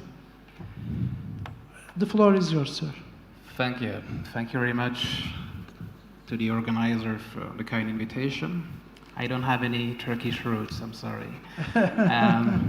I did have a Turkish flatmate when I was doing my PhD at Oxford, so I don't know if that qualifies as having some kind of Turkish roots. Anyway, so what I'll do here is to talk about emerging tech and what are we witnessing in the war in Ukraine. This is based on a report that we published earlier this year. You can go on our website, gcsp.ch, you can download it for free. The theoretical framework that I'm using is based on this book, and I will go through that. Basically, if we look at AI, there are three ways you can think about how AI is impacting warfare. The primary purpose of AI, and what AI is really good at, is crunching data. Therefore, the major contribution that we are witnessing right now is an analytical enabler. But then we also see AI increasingly being used as a force multiplier and then as a disruptor. And the remaining part of my presentation will be about explaining and providing you some concrete example of what I mean. So, Ukraine, similar as Gaza right now, is an incredible test lab for the use of these technologies. And so there are several examples where AI has been used to actually process data to enhance the intelligence and intelligence pictures. So you might have heard about this GIS-ARTA application that basically mimic what Uber application are all about, but instead of connecting the driver with the customer, the passenger, it connects the Ukraine unit with the Russian unit on the ground. Similarly, starting September 2022, when Russia started to use Shahid 136, and the Ukrainian air defense were suddenly overwhelmed, and they developed an application that any Ukrainian citizen could download and then just point out at the drone, and then the image will be geolocalized, analyzed, and therefore feeds into the intelligence cycle. What you have to be cognizant of is that each of us now has become a sensor. Each of us generate data, and this data can be tapped into and can be used for intelligence purposes. Russia also, Ukraine also gets some support from some startup companies, Primer.ai for instance, and Primer basically use NLP, neural language programming, to actually analyze, similar as a query on Google on text, but here on languages. Obviously, you might have heard about this company, Clearview.ai. As soon as you have a new technology, you have an entire ecosystem to develop. And Clearview basically is an application that has business model is quite simple.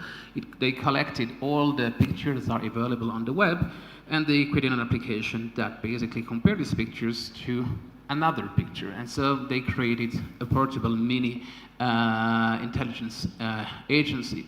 The Ukrainians have used Clearview during that war to identify Russian soldiers that are dead or alive, and once you know who they are, you can actually also know who their family is, and then you can send targeted message to these people.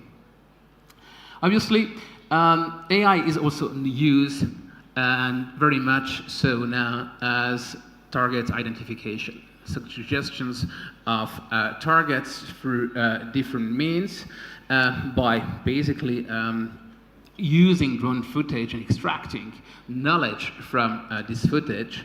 And it also mimics what the Israelis have done in the war in Gaza. It was reported that a human operator was able to identify 50 targets a year, and Lavender is identifying 100 targets a day. So you can see the leap in terms of intelligence.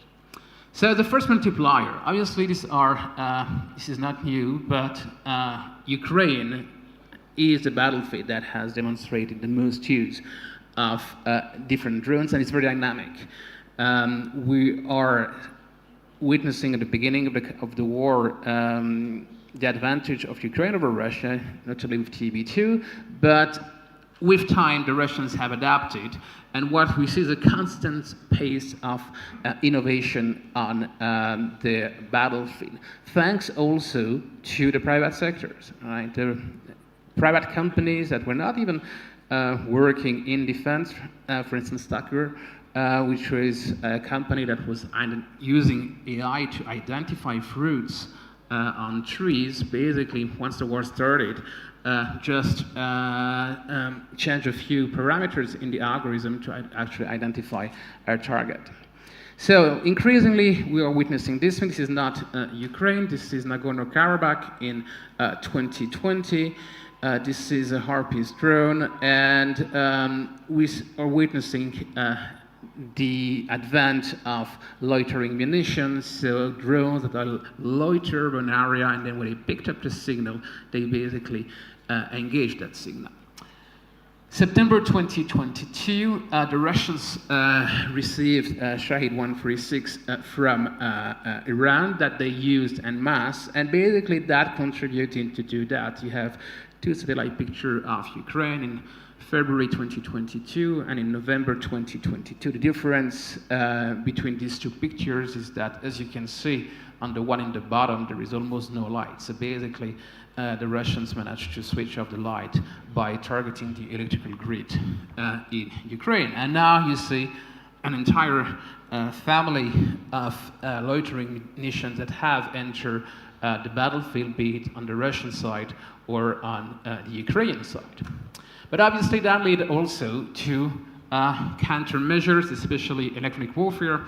And now with FPVs, the success rate has decreased quite dramatically because of jamming.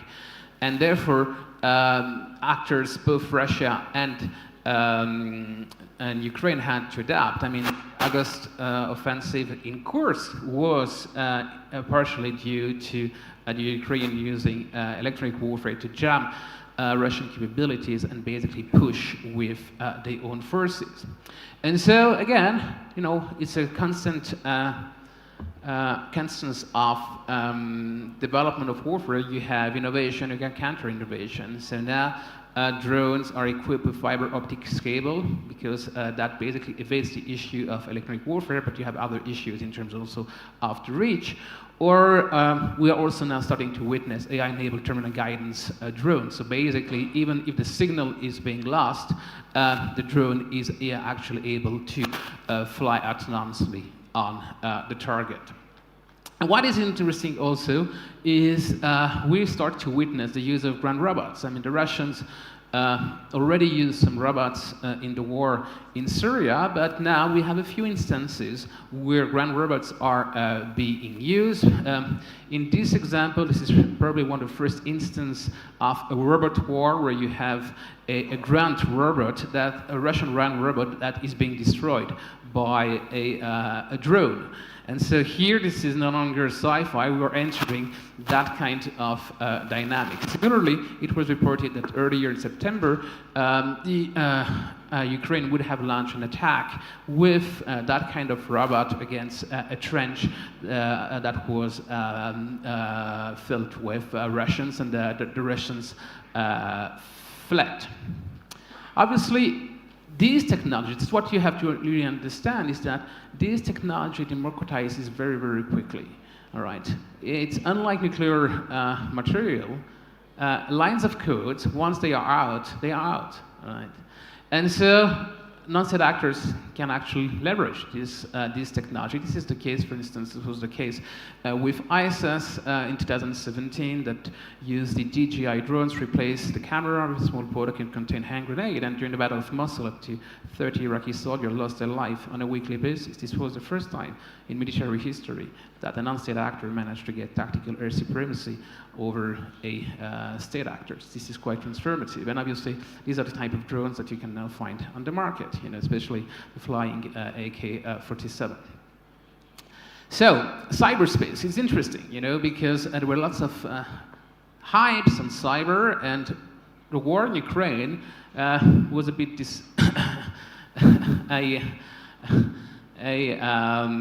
a case where it was thought that cyber was not used. So cyber do play a role, but in that war it played a role prior the war, and also plays a role, an important role in subversion. And so the cyberspace was used to actually soften targets prior to the war. You might remember the first day of the war, a cyber attack against the satellite system of Ukraine disabled these satellites with ripple effects on Germany and other countries. But what is interesting also is that this satellite system was replaced with Starlink, right? And who owns Starlink? It's Elon Musk. And it's one guy, you know, and now what is interesting is you have to factor in your threat analysis, the strategic analysis, the power of a single individual. Because now that Musk, that Trump has been elected as president, you might remember this situation, it was I think last year, when Musk said, well, now you should, you know, Ukrainians should start talking to the Russians for a peace plan. This guy has his hand on the switch, and it happened already in Crimea, where basically Starlink blinded this area, and the Ukraine could not actually use the capabilities. So that needs to be factored as a strategic analyst. My latest book was called Surrogate Warfare, and in that book we argued that warfare in the future will be increasingly waged by state and non-state actors using either or human or technological surrogates. And so the war in Ukraine has demonstrated that Soviet warfare is very much alive. Okay, at the very beginning of the war, the Ukrainians asked for outside help, build up this IT army of Ukraine. Anyone wanting to join could join. But here, as a chief of operation or a commander, you face a real problem, which is you have absolutely no control over your surrogates. And that creates an accountability issue. Similarly, you have also other groups on the side of Russia that sided with either of these camps, and you have a whole bunch of hacker groups that basically sided with one or the other.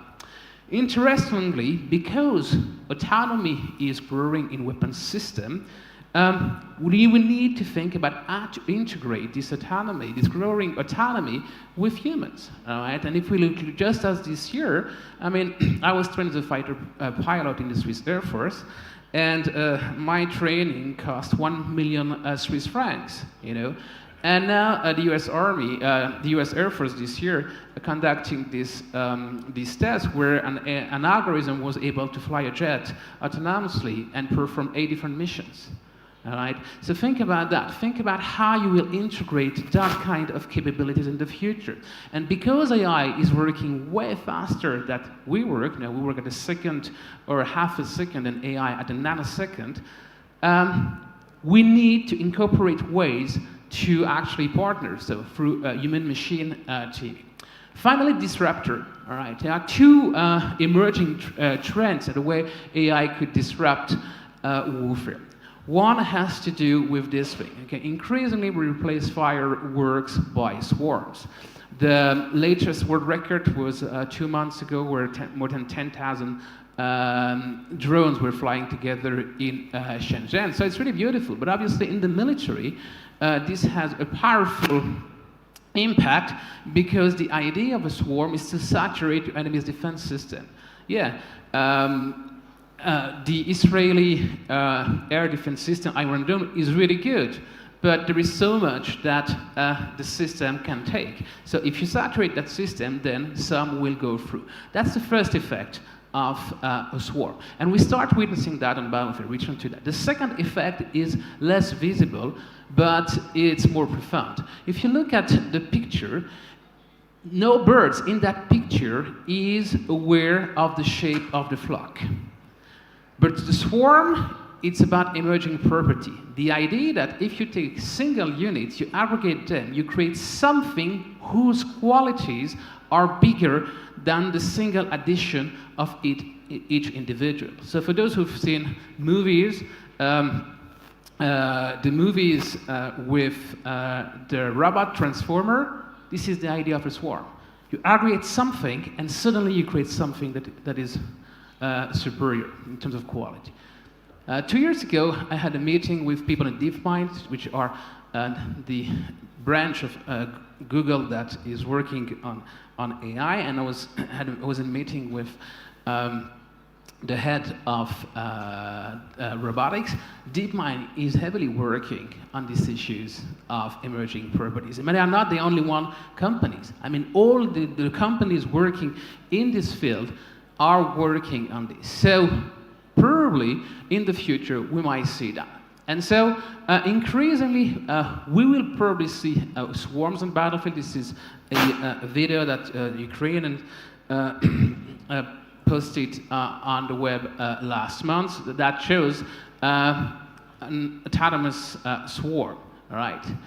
And so, on the other side also, it was reported that the Russians now are actually using decoy drones of Shahed 136 together with drones that are equipped with thermobaric charges. And so, by using decoy, obviously they can produce them faster, it's cheaper, and obviously you enhance the mass, and therefore you enhance the possible saturation of your enemy's defense system. And then by using thermobaric bomb, basically, that were apparently used already in Odessa, the idea is to target bunkers, because what thermobaric bombs does is suck up the oxygen, and basically your lungs explode and your eyes explode as well.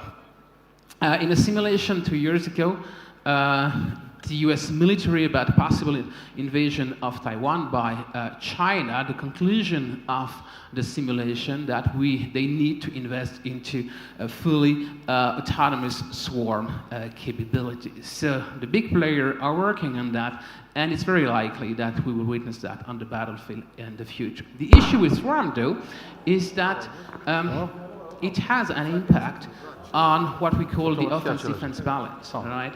For now, we don't have systems that are able to counter swarms. Yeah, you can have different systems. There is no one single system that can actually counter all the swarms. So, because of nuclear deterrence, we are in a defensive dominant international system.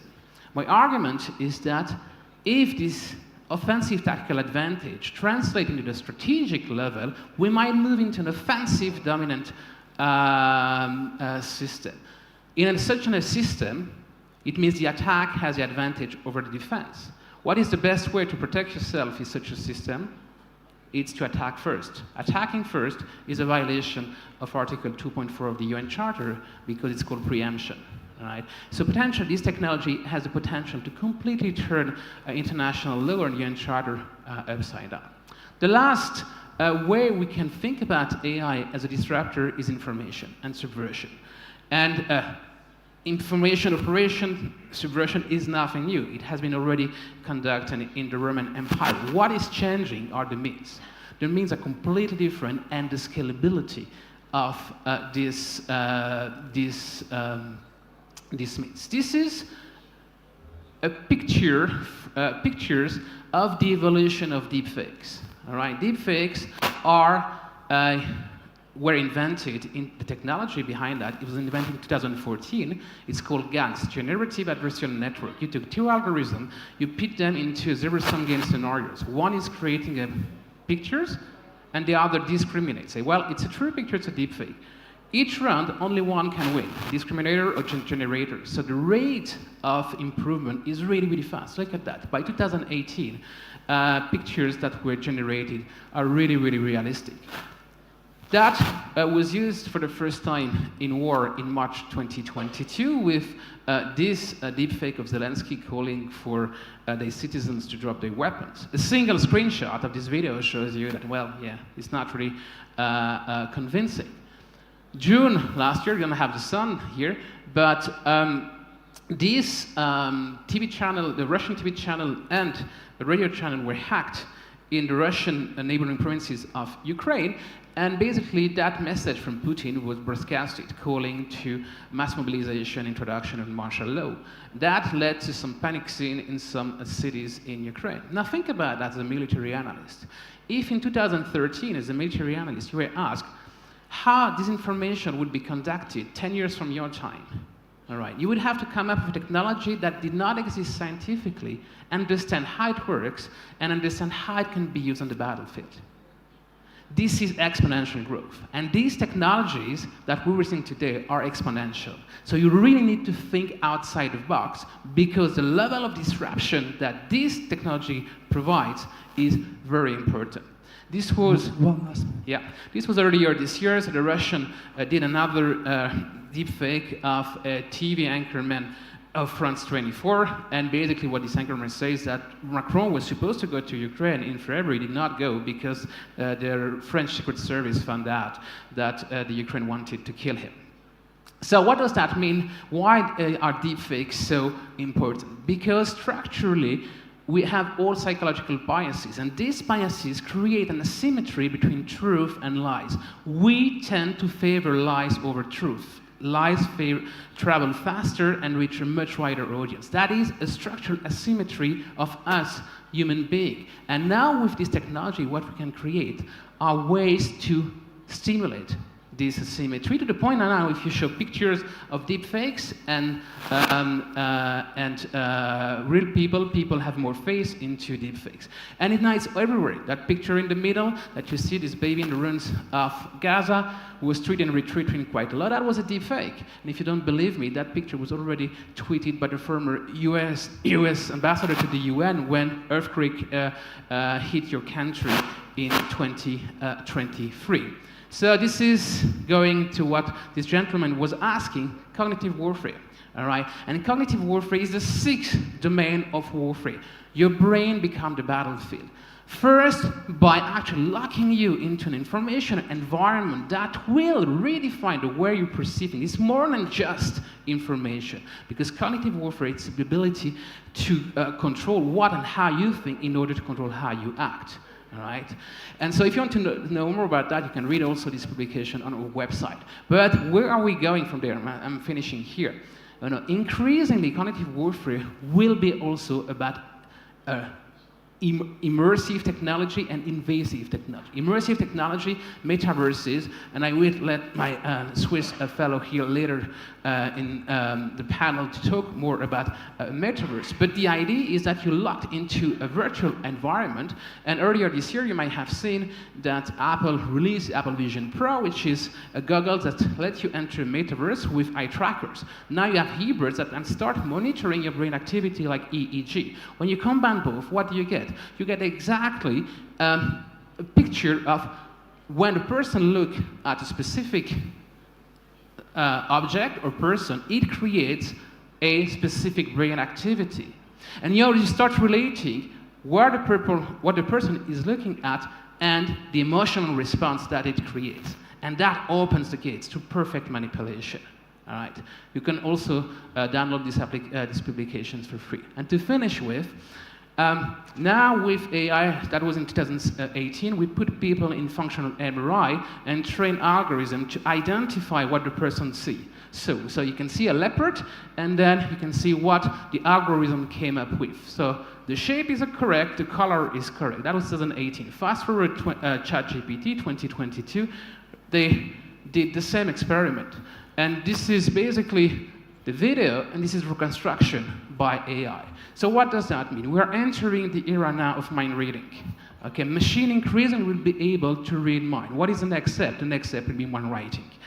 Rewriting your memory. We're not yet there. We are far from there.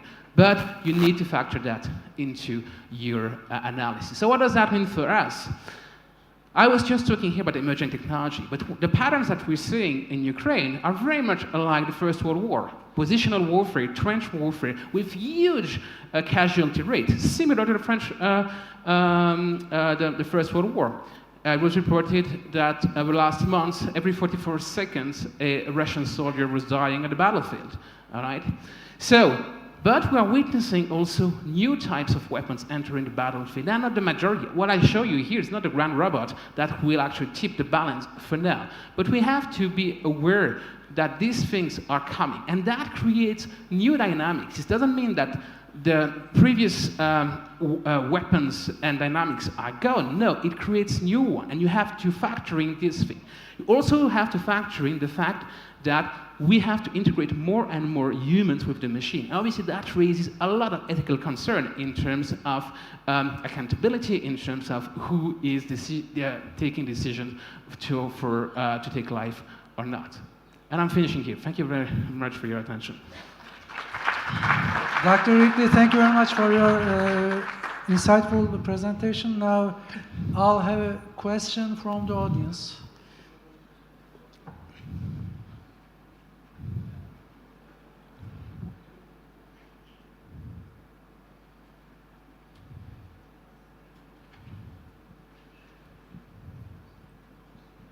Hello, this is Mehmet from SSB, Secretariat of Defence Industries. I would like to ask you about the past, actually. This is, we are talking about future, but I'm hearing, I'm not an expert on this war strategy, I'm not following exactly what's happening on the ground in the battlefield, but I'm hearing that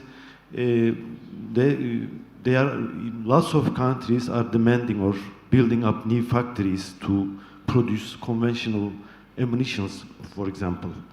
So I want to hear your idea about how this new technology is changed the conventional weapons or conventional systems. Because what we are hearing in lots of countries, they are, for example, if European countries, they send their ammunition or weapon systems to Ukraine, now they are out of it. So was that a bad planning, or was that the effect of the new technologies used in the battlefield? Thank you very much. Yes, this is what I was trying to convey the message at the end. We see emerging technology entering the battlefield. Doesn't mean that previous dynamics are gone. No, to the contrary. Right? If you look at the situation in Ukraine, I mean, who would have thought, if we would have told the Europeans 10 years ago that there would be a major war similar to the First World War in terms of dynamics, no one would have believed you. All right? But what? So you see the trench warfare, that is similar to Verdun, for instance. All right? And what you're also witnessing is the use of drones. And now if you're an infantryman, what the drones have done is to increase the transparency of the battlefield to the level that is unseen. All right, so now it's a really tough job to be an infantryman on the battlefield. That means that you are changing the dynamics because you are creating new ways to apply force. But still, you need artillery shells, conventional artillery shells.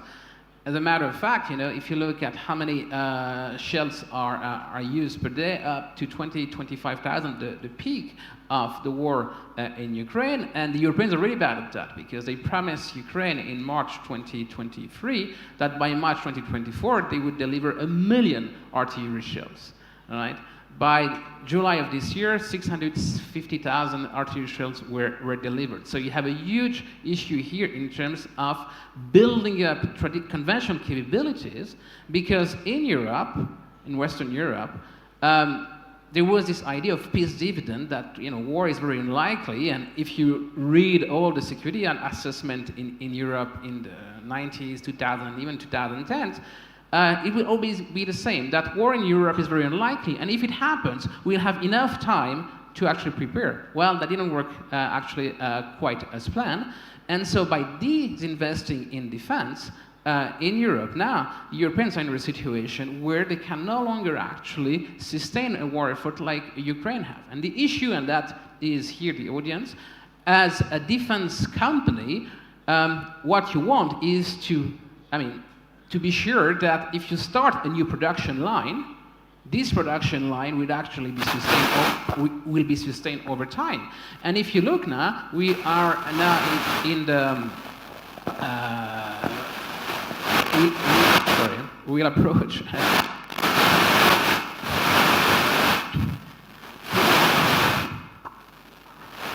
3 years of war, and talking about technology, 3 years of war, and the Europeans still haven't put that into motion because there is no guarantee that governments will actually order enough to sustain a production in the future. So the point here is that yes, we still need. You still need ammunition, still need rifles, you still need guns. But when you combine that with this emerging technology, these create new dynamics. And we're talking about the fog of war, we're talking about friction. It's an evolving game. War has always evolved, to the point that you create new dynamics but counter dynamics. What might change, though, is this technology that relates to the brain. Because here we're talking about something different. We are talking about something that is able to actually directly change the way you think. And that has an impact on the way you have to conceive war. But that will be a topic for probably another conference, if you invite me next year, maybe. Thank you. One short question, please. My name is Anıl Kaya. I'm also working for SSP, it's a Turkish procurement agency. My question is that, so in the last few years, we have seen what AI can do for us. Google it, there are plenty of options, there are plenty of technologies, softwares, platforms that can be used in the battlefield. But the main question is, so we know what AI can do for us, but we don't know what we can do for AI. So it's very hard for us to procure system softwares that involves a lot of AI.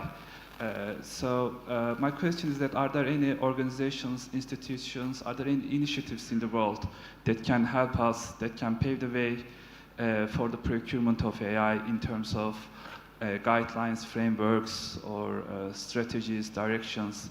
And my second question is that what will be the USA stance in terms of sharing the AI technology and AI clouds?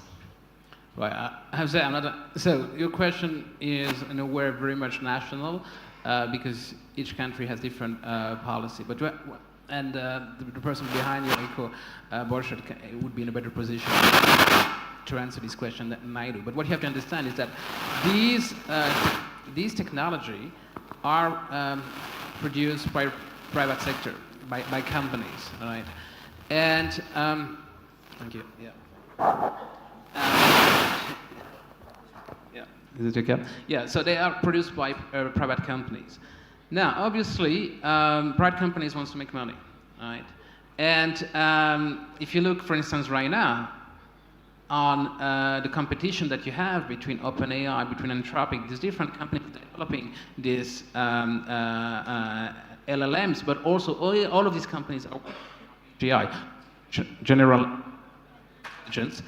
These companies are driven by profit and being first. Now, the US has reacted to that a few months ago by an executive order that fixed that a threshold that any algorithm that are superior to 10 to the power 26 flop, all right, in terms of computing power, is becoming now a matter of national security, because government realizes the power of this technology. So increasingly, governments now will actually set some threshold. And if you go above that, Gemini from Google, for instance, is almost to reaching that limit. These companies will develop capabilities that go over that limit. And then in the US, it will become a matter of national security. That combined to this policy of technological decoupling that started under the Trump first administration, continued under Biden, and probably will actually be enhanced by the Trump 2 administration, the idea that China should not get access to key technology. And any US companies that deliver some specific technology to China will be actually penalized. And also, increasingly, the idea is to have a snowball effect to US partner. So if you are a US partner, be careful, because you might actually become a subject to the extraterritoriality of US law. So it's a very complex and fluid environment. I cannot answer your questions in terms of what each specific government is doing. I'm sorry, and I don't think we have time. Thank you very much. Today's discussion illustrated on the transformative impact of disruptive technologies in warfare, the evolution of global military technology programs, and the role of AI. Our panelists have provided profound insights into the challenges and opportunities these technologies will bring. I'm proud to be here with these cognitively blessed analysts, and I would like to thank Dr. Eken, Dr. Costa, he had to leave for the plane, and Dr. Wrigley for their contributions. I also thank our audience for their engagement and the organization committee for their efforts. This concludes our panel. Thank you and enjoy the rest of the conference. Thank you.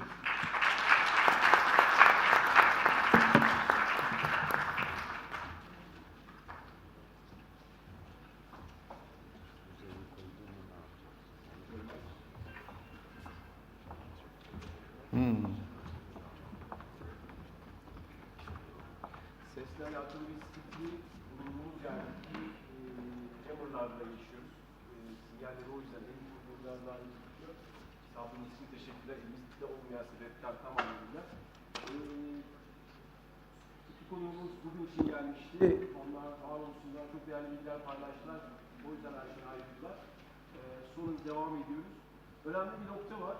Bugünkü panelde konuşulan insan ve teknoloji uyumu üzerine bu akşamüstü öğle yemeğinden hemen sonra Türk mühendislerimizin başarısı olan Cengaver ilk demosunu da konuklarımız iyi yaşayacaklar.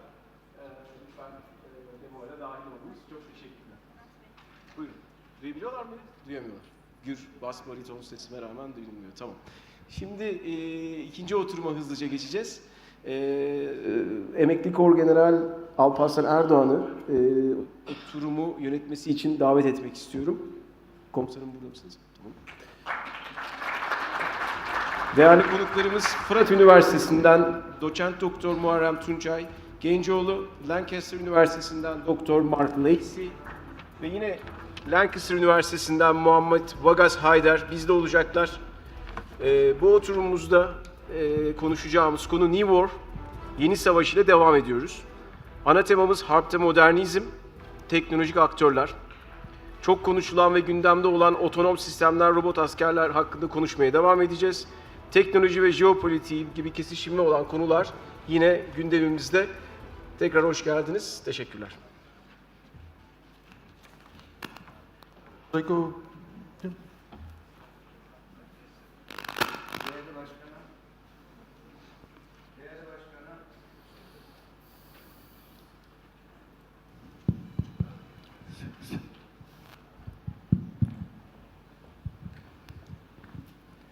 Değerli başkanım, değerli katılımcılar ve değerli silah arkadaşlarım, salonda tanıdık yüzler çok. Hepinizi saygıyla selamlıyorum. Ayrıca beni bu panele davet ettikleri için de SASAD yönetimine teşekkür ediyorum. Sağ olun. Geçmişten günümüze geleceğin askeri ve geleceğin muharebe sahası hep tartışıla gelmiş bir konu. Bizim askeri öğrencilik zamanımızda, ben 1979 yılı Kara Harp Okulu mezunuyum. Hem Harp Okulu'ndaki öğrencilik yıllarımızda hem de askeri akademide yani kurmaylık eğitimimiz sırasında hep geleceğin askeri nasıl olmalı, geleceğin muharebe sahası nasıl şekillenecek, nasıl olmalı diye bu konuları öteden beri tartışıla gelen konular.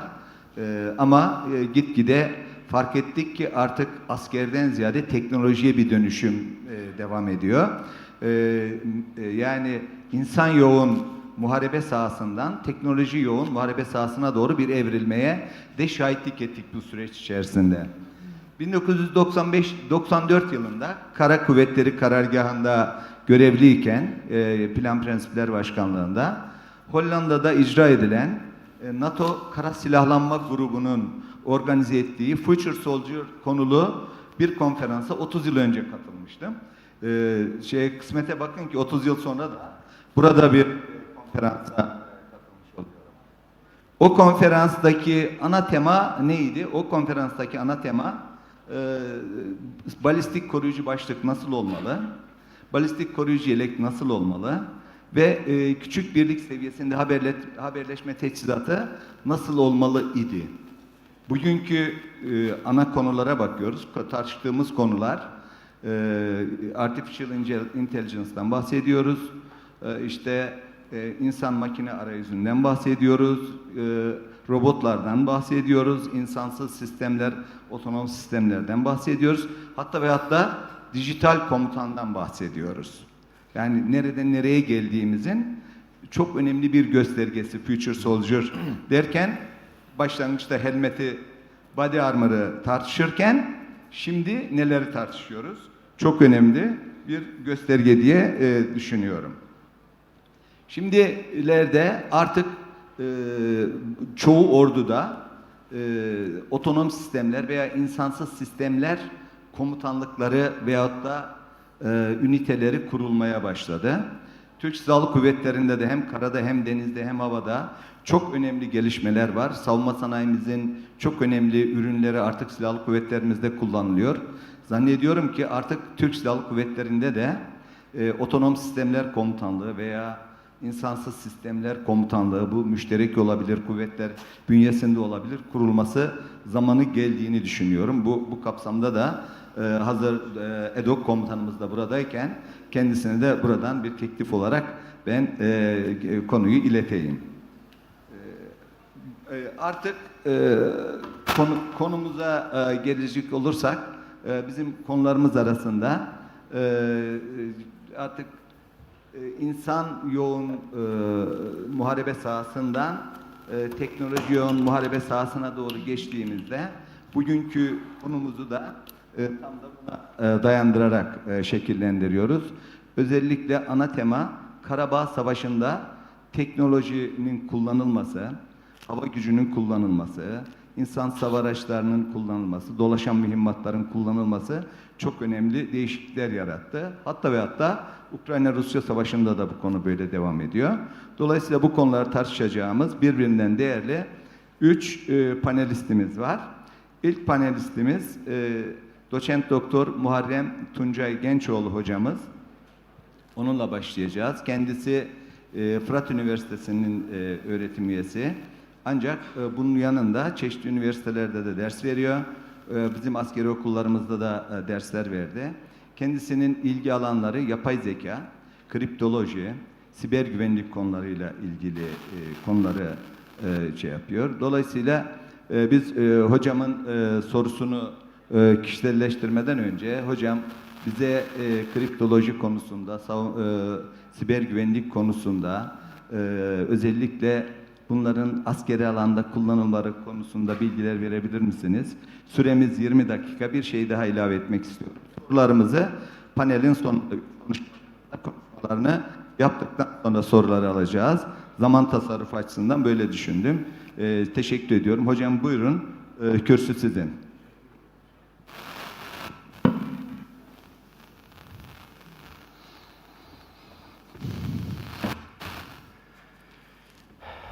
Çok kıymetli komutanlarım, değerli katılımcılar, değerli hazirun, hepinizi sevgi, saygı ve hürmetle selamlıyorum.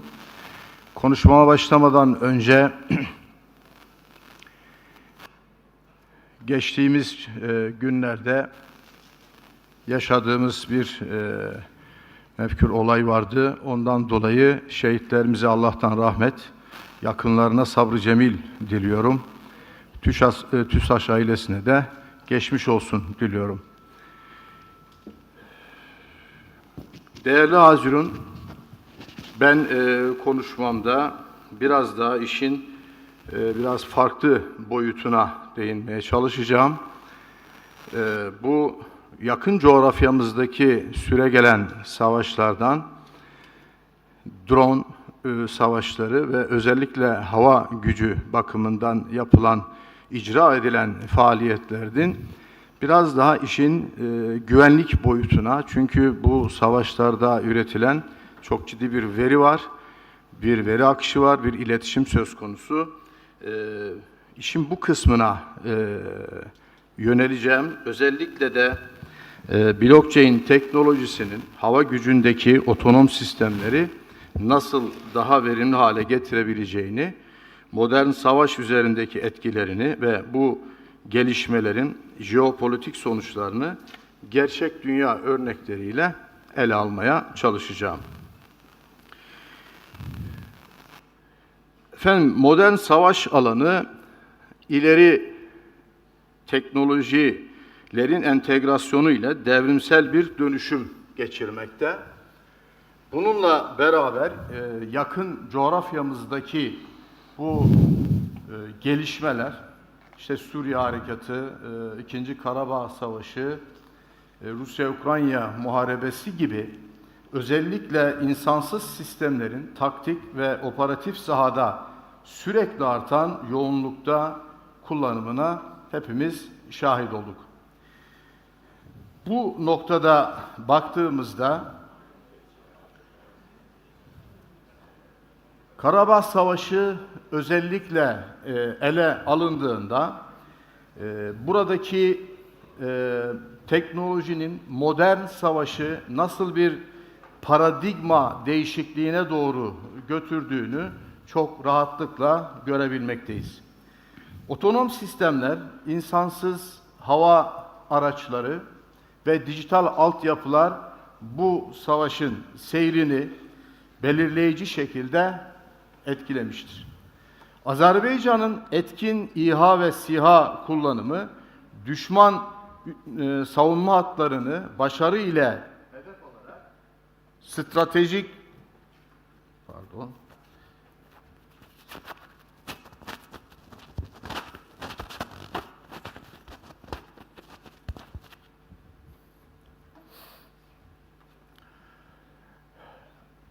Evet, Azerbaycan'ın kullandığı İHA ve SİHA'ların düşman savunma hatlarını başarıyla hedef alarak stratejik üstünlük sağladığı bu savaş, modern teknolojilerin askeri operasyonlardaki önemini ortaya koyuyor. Bu açıdan baktığımız zaman otonom sistemlerin daha güvenli, etkili ve koordineli bir şekilde çalışmasının da önemi ortaya çıkıyor.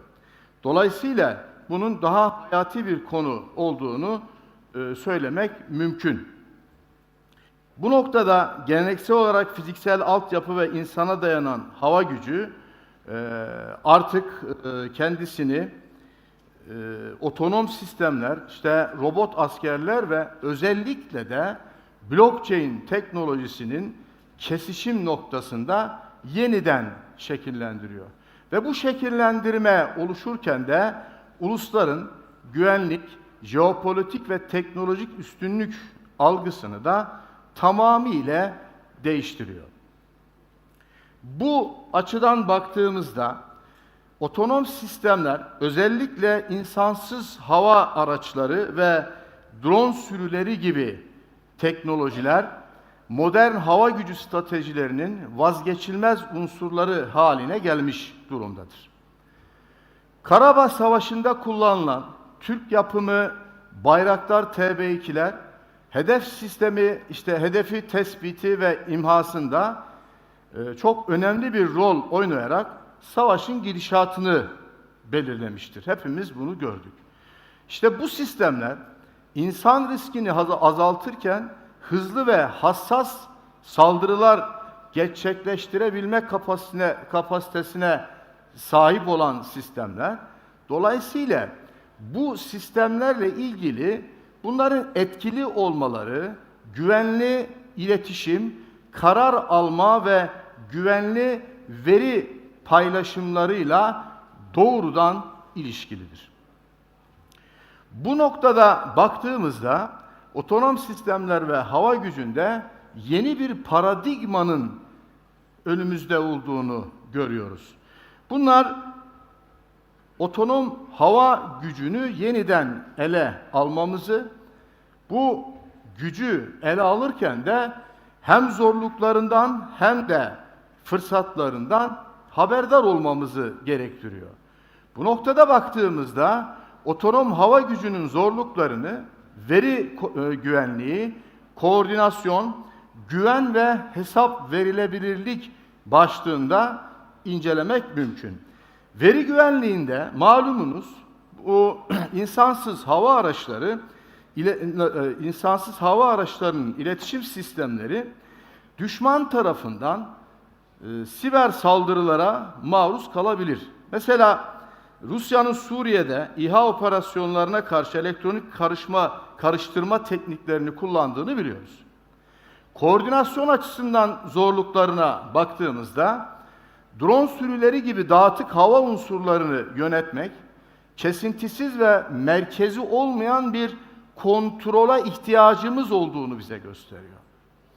Güven ve hesap verilebilirlik noktasında ise otonom sistemlerin karar alma süreçlerindeki sorumluluğunun belirlenmesi de şu an için tartışmalı bir konu olarak önümüzde duruyor.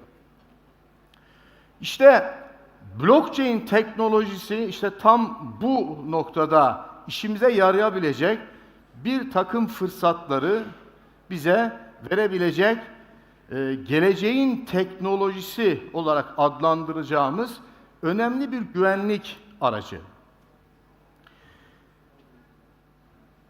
Otonom hava gücü sistemlerinin karşılaştığı bu güvenlik ve koordinasyon sorunlarını blockchain ile çözebileceğiz.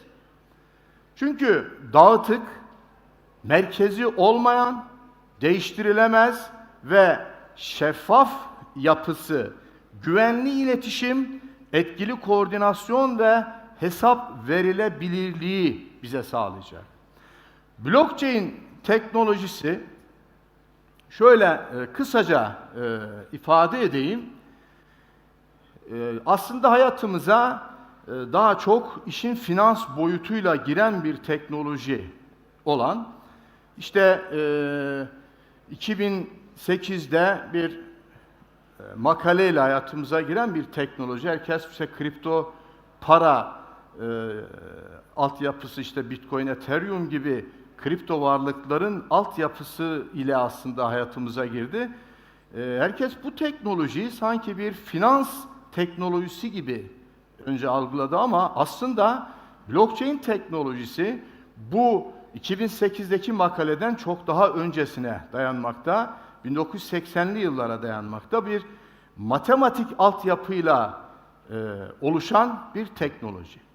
Blockchain teknolojisinin temel dayanağı onun dağıtık yapısı ve oradan kaynaklanan merkeziyetsiz yapısı ve şeffaflık, girilen verinin değiştirilemezliği gibi özellikleri bizi bu alandaki güvenlik anlamında koruyabilecek, veri güvenliğini, iletişim güvenliğini sağlayabileceğimiz önemli bir teknoloji olarak karşımızda duruyor. Adı üzerinde blockchain, yani blokların her birinin ayrı ayrı şifrelendiği, her birinin bir hash değerinin olduğu ve o hash değeri ile bir sonraki zincire bağlandığı, bir veri girişi yapıldıktan sonra o verinin değiştirilmesinin artık ağdaki diğer kullanıcılar tarafından da onaylandığından değiştirilemediği, bu yönüyle bir değiştirilemezlik ve şeffaflık ortaya koyması ve güvenliğin sağlanabilmesi. Blockchain kısaca böyle bir teknoloji. Çalışma prensibi de zaten yansıda görülmekte. Buraya çok fazla girmeyeyim. Blockchain teknolojisinde öne çıkan temel özellikler, demin söyledik, dağıtık yapısı. Bu dağıtık yapı her bir verinin kopyasının ağda bulunan diğer düğümler tarafından da kayıt altına alınmış olması. Bir diğer temel özellik, öne çıkan özelliği saydamlık özelliği. Ağda yapılan bütün işlemlerin takip edilebilirliğini öne çıkması ve değiştirilemezlik ilkesi, bu da blok zincirleri üretilen verilerin üzerinde işlem yapılmasına engel olması.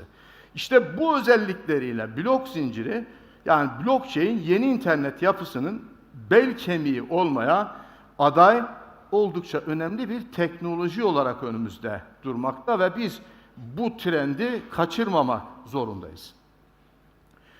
Peki askeri teknolojide hangi alanlarda kullanılmakta bizim blockchain teknolojimiz ya da kullanılabilir?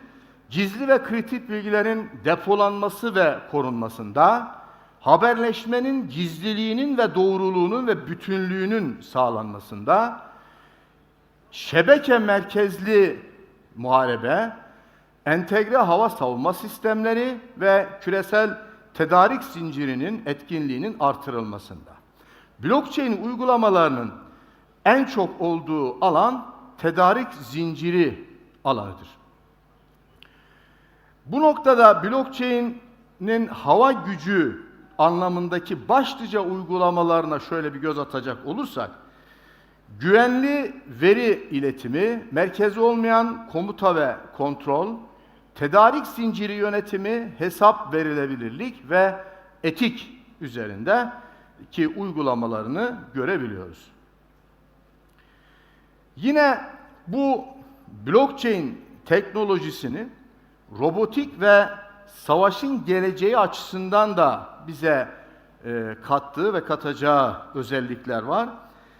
Malumunuz bu otonom silah sistemleri artık savaşı insani katılımı en aza indirerek yeniden tanımlayan bir alan. İşte blockchain ile robotik teknolojilerinin birleşimi bu sistemlerin güvenliğini ve verimliliğini arttıracak bir teknoloji.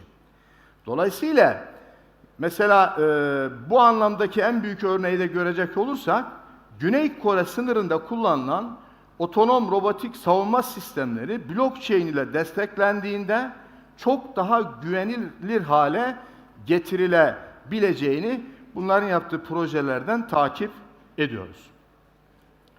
Yine manipülasyona dayanıklı kimlik yönetimi, işte gelişmiş işbirliği ve bu haydut davranışların, yani bu saldırıların önlenmesine yönelik blockchain'in getireceği önemli avantajlar var. Manipülasyona dayalı kimlik yönetiminde özellikle mesela bu Çin askeri robotları blockchain tabanlı kimlik yönetimiyle şu anda donatma üzerine bir projesi var. Mesela bu projeyle işte bu kimliğe karşı yapılan, manipüle edilecek saldırıları önleme ile ilgili tedbirleri blockchain teknolojisiyle almayı hedefliyor. Yine işbirliği noktasında baktığımızda da bu otonom sistemler ortak bir blockchain üzerinden hızlıca istihbarat paylaşımı yapabilme yeteneğine sahip ve aynı zamanda da dinamik savaş ortamlarında stratejileri de birlikte ayarlayabilecek. Amerika Birleşik Devletleri Hava Kuvvetleri otonom drone sürülerini blockchain üzerinde gerçek zamanlı olarak bilgi paylaşımını şu anda test ediyor ve bu sistemler sürü içinde koordinasyonu artırarak hedefe daha etkili bir şekilde saldırabilmenin yetenekleri araştırılmakta. Yine biraz sonra bunlarla ilgili özellikle hava kuvvetleri açısından ki projelere değindiğimizde bunun önemli daha algılayabileceğiz. Efendim, blockchain teknolojisinin bir de jeopolitik ve güvenlik etkileri açısından baktığımızda bu alanda robotik ve otonom sistemlerin entegrasyonu yalnızca savaş alanını değil, küresel güvenlik dinamiklerini ve ittifakları da etkileme gücüne sahip olduğunu söyleyebiliriz. Bu noktada teknolojik silahlanma yarışı, koalisyon operasyonları ve siber güvenlik önceliği gibi jeopolitik ve güvenliği etkileyecek başlıkları incelemek mümkün. Ben biraz hızlı geçiyorum, süreyi optimal kullanabilmek adına. Yine blockchain teknolojisinin güvenlik ve jeopolitiğin kesişimi noktasındaki etkilerine bakacak olursak, özellikle hava gücünü uzay, siber uzay ve kavra operasyonları gibi diğer alanlarla birleştirerek güvenlik doktrinlerini yeniden şekillendirme ve jeopolitik stratejileri yeniden tanımlama gücüne sahip hayati bir teknoloji olduğunu söylersem herhalde yanlış ifade etmemiş olurum. Bu noktada gelecek trendlere baktığımızda angajman kuralları için smart kontratlar dediğimiz blockchain'in akıllı sözleşmelerinin angajman kuralları için çok ciddi kolaylıklar getireceğini ve takip edilebileceğini öngörüyoruz. Yine tahmin analitiği ve yapay zeka noktasında blockchain'in etkileri yine gelecek trendler arasında sayılabilir. Yine küresel yönetişim ile ilgili de blockchain etkilerini görmek mümkün. Hava kuvvetleri ile ilgili blockchain uygulamalarına gelecek olursam, özellikle demin söylediğim Amerika Birleşik Devletleri'nin hava kuvvetlerinin şu anda yürüttüğü projeler, işte Simba Chain projesi, yine stratejik teknoloji odak girişimi projesi, Simba Block projeleri, bunlar şu anda Amerika Birleşik Devletleri Hava Kuvvetleri'nin casusluk çiplerinin askeri teçhizata girmesine izin vermeyecek bir blok zinciri geliştirmesi üzerinde çalışan projeleriyle devam etmektedir. Yine DARPA, verimlilik, sağlamlık ve güvenlik konusunda savaş alanı operasyon yönetimi sektöründe yenilikler getirmek için yine blockchain ile ilgili deneyler yapıyor. NATO güvenli askeri tedarik ve izlenebilirlik lojistik tedarik hizmetlerini sağlamak için şu anda blockchain'i kullanıyor. Lübnan Silahlı Kuvvetleri'nin son derece rekabetçi bir ortamda dayanıklı iletişimler sağlamak için blockchain destekli bir stratejiyi şu anda formüle edip üzerinde çalıştıklarını biliyoruz. İşte IBM, Accenture ve Goldman Sachs gibi teknoloji devlerinin de uygun maliyetli, güvenli ve şeffaf iş operasyonlarını mümkün kılmak için blockchain teknolojisinden faydalanmak üzere odaklandıklarını biliyoruz. Blockchain'in özellikle savunmadaki bize vereceği fırsatları da 4 başlık altında toplamak mümkün. Bunlar savaş operasyonlarının yönetimi, işte lojistik ve tedarik zincirinin yönetimi, otonom sürü dronlarının yönetimi ve sınır koruması olarak 4 ana başlıkta toplanabilir. Yine hava kuvvetlerinden devam edecek olursak, aviyonik sistemler ve onların güvenliğiyle ilgili de yine blok teknolojisinin kullanımını biliyoruz. Yine hemen hızlıca projelerden bahsedip sunumu bitirmeye çalışacağım. Amerika Birleşik Devletleri biliyorsunuz geçtiğimiz günlerde 19 Nisan'da şu açıklamayı yaptı. Bir yapay zeka ile donatılmış bir uçağı F-16'yı insanlı bir F-16 ile çarpıştırdı, savaştırdı ve deklare edilmedi ama simülasyonda yapay zeka ile donatılmış olan test uçağının galip geldiğini biliyoruz. Yine DARPA projeleri hem yapay zeka tabanlı hem de yapay zekanın blockchain ile birleştirildiği, verilerin güvenlik altına alındığı araştırma alanlarını hızla ilerletmekte ve bununla ilgili birçok projeyi de başlatmış durumdadır.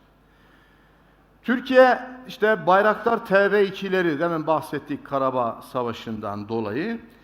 Burada da TB2'ler yani insansız hava araçları verileri topluyor, onları analiz ediyor. Bu verilerin güvenli bir şekilde saklanması, onların kaydedilmesi ve iletilirkenki sürecinin blockchain teknolojisi kullanılarak güvenliğinin garanti altına alınması gerekir.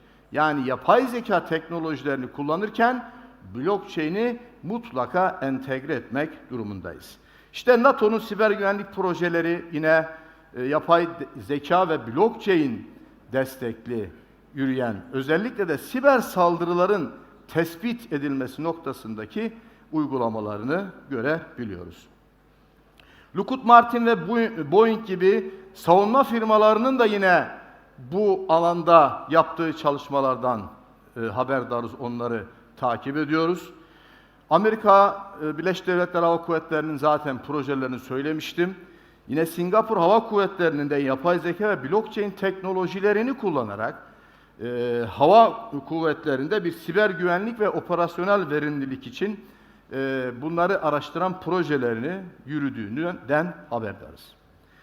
Gelecek perspektifinden bakıldığında güvenlik ve siber savunmanın hava kuvvetleriyle ilgili o hayati noktayı da herhalde hepimiz görüyoruz. Artık bu teknolojilerden geri duramayız.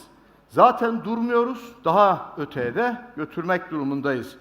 Özellikle savunma sanayinde geliştirilen yapay zeka tabanlı projeler, hava savunma sistemlerinin otomatik olarak tehditleri analiz edip savunma önlemleri almasının önünü açacağını buradan ifade etmek istiyorum. Hocam toparlayabilir miyiz? Hemen. Blockchain ile bu sistemlerin daha güvenli hale getirilebileceğini söyleyebiliriz. Evet, yine burada işte yerli ve milli hava sistemleri geliştirme konusundaki çabalarımız ve ürünlerimiz var. İşte bunların da yine blockchain ile, yapay zekanın blockchain ile desteklenmesi gerektiğini özellikle ifade etmek istiyorum. TUSAŞ tarafından geliştirilen Milli Muharip Uçak Projesi'nde yapay zeka tabanlı savaş yetenekleri üzerinde çalışmalar yapıyor. bunların blockchain ile uçuş verilerinin mühimmat yönetiminin güvenli bir şekilde kayıt altına alınması mümkün. Yine savunma sanayinin önemli başarılarından olan yerli İHA ve SİHA sistemlerimizde de yapay zeka ve blockchain ile desteklenerek bu operasyonel yetenekler arttırılmalıdır diye söylüyor. Sonuç kısmında da bu teknolojinin hem otonom sistemler hem robotik hem de hava gücü açısından sadece bir inovasyon değil, modern savaş doktrinlerinin de kökten değişimi olduğunu ifade edeyim. Karabağ Savaşı gibi örnekler bu teknolojilerin savaşın seyrini nasıl etkilediğinde gözler önüne sermektedir. Şimdi bu noktada bu bahsettiğimiz bütün teknolojilerin her biri artık oldukça kompleksleşen bir sistem. Dolayısıyla bunların bir an evvel entegre edilmesi elzem noktadadır. Dolayısıyla bunları bir ivedilikle devreye almak zorundayız. Entegre çözümleri geliştiren ekiplerin komuta, kontrol, haberleşme, elektronik harp, işte keşfiyat faaliyetleri, RF, ısıl, optik, termal, akustik algılama yöntemleri, sensörler, harp yönetim metodolojisi, silah sistemleri gibi konuları çok iyi bilmesi gerekiyor. Bunu biliyoruz. Ama bütün bunları yapabilmek için, bunları gerçekleştirebilmek için bizim kesinlikle temel bilimlere hakim olmamız gerekiyor. Özellikle de artık matematik, fizik, kimya, biyoloji alanlarının daha detaylı ve hakkı verilerek eğitilmesi gerekiyor. Son olarak temel bilimler eğitiminin bugün geldiğimiz noktada milli güvenlik meselesi olduğunu da özellikle vurgulamak istiyorum. Hepinize teşekkür ediyorum. Sağ olun. Çok teşekkür hocam. Sağ olun, ağzınıza sağlık. Lütfen buyurun. İkinci konuşmacımız Lancaster Üniversitesi'nden Dr. Mark Lacey. Dr. Lacey özellikle güvenlik çalışmaları yürütüyor. Uluslararası ilişkiler alanında uluslararası ilişkiler çalışmaları var. Ayrıca gelecekte savaşın taktik ve tekniklerine, ayrıca stratejilerini etkileyecek ne gibi çalışmalar olabilir? Bunlar üzerinde duruyor. Dolayısıyla kendisi bu konularda kafa yoran bir araştırmacımız.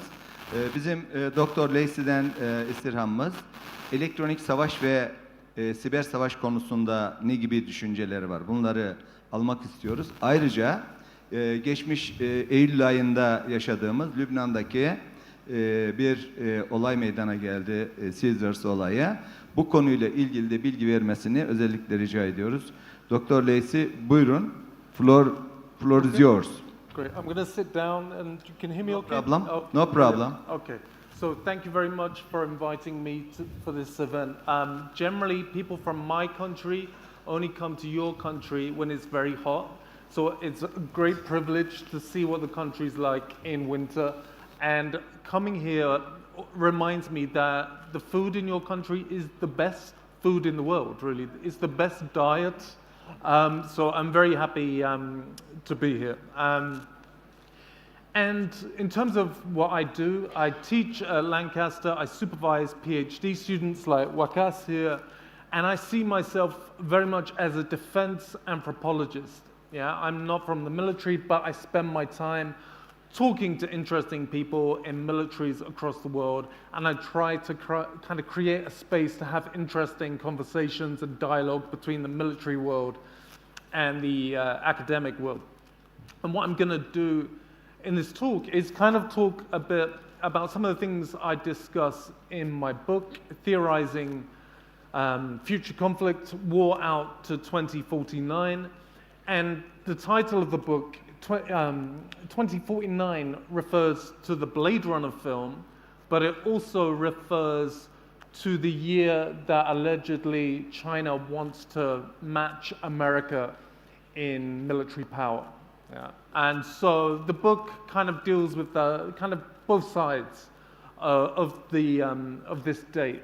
And so I'm looking at the trends that might kind of shape war and international conflict in the coming decades. But I begin the book, the first title or the first chapter is called A Mug's Game, and it comes from a quotation from the science fiction writer Douglas Adams, who also happens to be Elon Musk's favorite writer. And what a mug's game is basically a fool's game. And Douglas Adams says basically it's a mug's game to think about the future. It's stupid to think about what the future is going to be, but we have to do it. And so what I'm going to do in this talk is kind of try and raise a few questions about the difficulty of thinking and planning for the future. Because it's a mug's game, it's a fool's game. And so that's kind of the purpose of this talk. And I guess, where I'm coming from in terms of thinking about the future is I'm very interested in the idea that we live in a time of multiplication. So when I was a student in the 90s studying international relations, the big idea was the end of history. Francis Fukuyama, that there's one kind of future and it's basically liberal democracy, America, and all the problems are basically the problems that America and liberal democracy is going to face. And so when I was thinking about the future, it was very uncritical. It's like, well, yeah, it's Francis Fukuyama, end of history, how that plays out. We weren't thinking about the rise of China. We weren't thinking about this new age of technological acceleration that was going to hit us. We were naive, and we're always going to be naive when we think about the future. But in the 90s, in university in the UK and America, I think we were very naive. And so my kind of key point is really we live in this time of multiple futures, multiple possibilities. It's a time of multiplication. And so to give you some examples of what this multiplication means, we live in a time, or we see a future where there's going to be a multiplication of actors. And actors unlike anything we've seen before. I would say Elon Musk is a global actor. By the time we get to the middle of this century, we might see 10 Elon Musks. Figures that will have a global impact, as Elon Musk is having across a whole range of areas, whether it's space, whether it's Neuralink, whether it's AI. And we're going to have a multiplication of these figures with this kind of impact, maybe coming from China, maybe from India, maybe from places we're not thinking about. We're going to see a multiplication of non-state actors, non-state actors that are living in a time of what we would call open technological innovation, which many of the speeches have talked about already. So actors are going to be able to do increasingly sophisticated and clever and possibly dangerous things. So you have to think about there's going to be different kinds of actors with different types of capability. There will be a multiplication of terrains, whether it's the space domain, undersea, the metaverse, new architectural domains like we see, I think, in Saudi Arabia, NEOM, the project for these new types of city in response to climate change. The brain will be a domain, neuro warfare, which is already a cognitive warfare, which has been talked about. And you're going to have to operate as a military in terrains which you're not possibly prepared for right now. And you're going to have new tools to operate in these terrains and domains. We're going to have a multiplication of tools, whether it's drones, robots, cyber, quantum, nanotechnology, a multiplication of tools which makes it very hard for any organization, whether you're a university, whether you're a military, to keep up with the multiplication of tools. We're dealing with big problems in universities in the UK with how students are using AI. And we're having to adapt every year. And so for a military organization, you've got even more technologies and tools that you're having to keep up with. And that is an organizational and planning problem. And at the same time, and one of the things I talk about in the book, is what I call the granularity of conflict, that you're going to have technologies of sizes, all shapes and sizes, basically. If you think about the possibility of different sizes of drones, And so the space of conflict, the geography of conflict is going to change in strange ways, I think. And we've got obviously the multiplication of tactics, what you see with hybrid war, the multiplication of threats, and also the multiplication of ecological futures. So we don't know what the impact of climate change is going to be around the planet, but this could have very kind of unpredictable and catastrophic and game-changing consequences. And I remember someone from the UK military was talking about how some of the technology, tanks and cars, is not really designed for some of the climate conditions that they're encountering. So you're going to have to think about, will your technology work in some of these possible climate futures?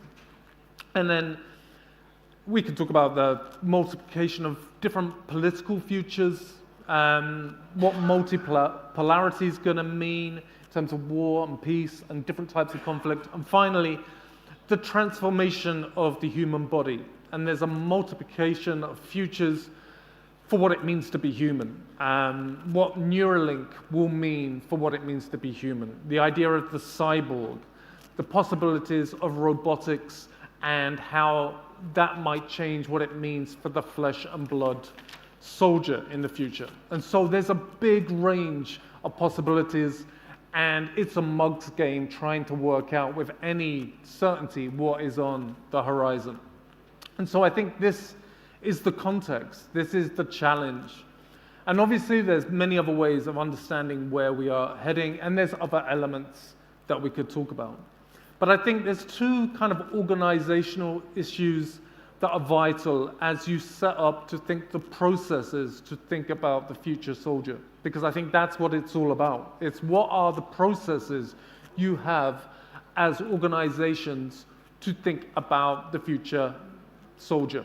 And I think in terms of the, this event, when you talk about new world, new wars, new warriors, I think it's in the singular, new world, new war, new warrior. I would pluralize it. Yeah, what new worlds, what new wars, what new warriors are you going to confront? And I think there's two ways to begin this conversation. First, I think a big, or certainly in the UK and America, a very influential book in the last 15 years has been Nassim Nicholas Taleb's book, The Black Swan. And it's certainly been important in the UK in the Ministry of Defence. You go to an event like this with the Ministry of Defence and they have these posters of the Black Swan. And basically what the Black Swan is the event that you should have seen coming, but you didn't see coming. Yeah, the unpredictable event. And so there's a big debate. What is a black swan? 9/11 was a black swan for America. The pandemic was not a black swan because it was widely discussed beforehand. So there are events you should have seen, but you ignored. And Taleb's argument is there's going to be more black swan events in the 21st century because of the interconnected nature of the world we're living in. And Taleb's point is that organizations often fail to see the black swan on the horizon because of what he calls tunneling. Yeah? Organizations develop this kind of tunnel vision where you don't have the processes to allow the more kind of open discussion about what threats might be on the horizon. And I always think I work in a university, which obviously is a very bureaucratic organization, and we often get people at the kind of at the top of the organization creating new ways of doing things. And I often think this is a crazy way, this is a crazy plan. Yeah? And the people at the top don't understand the reality at the bottom. Yeah? And I always say, if you want to understand how the organization works, talk to the secretaries, the admin staff. They have the deepest understanding of the organization. People up at the top can have nice ideas and new business philosophies, but they don't have this detailed understanding of the reality. And that's kind of Taleb's point.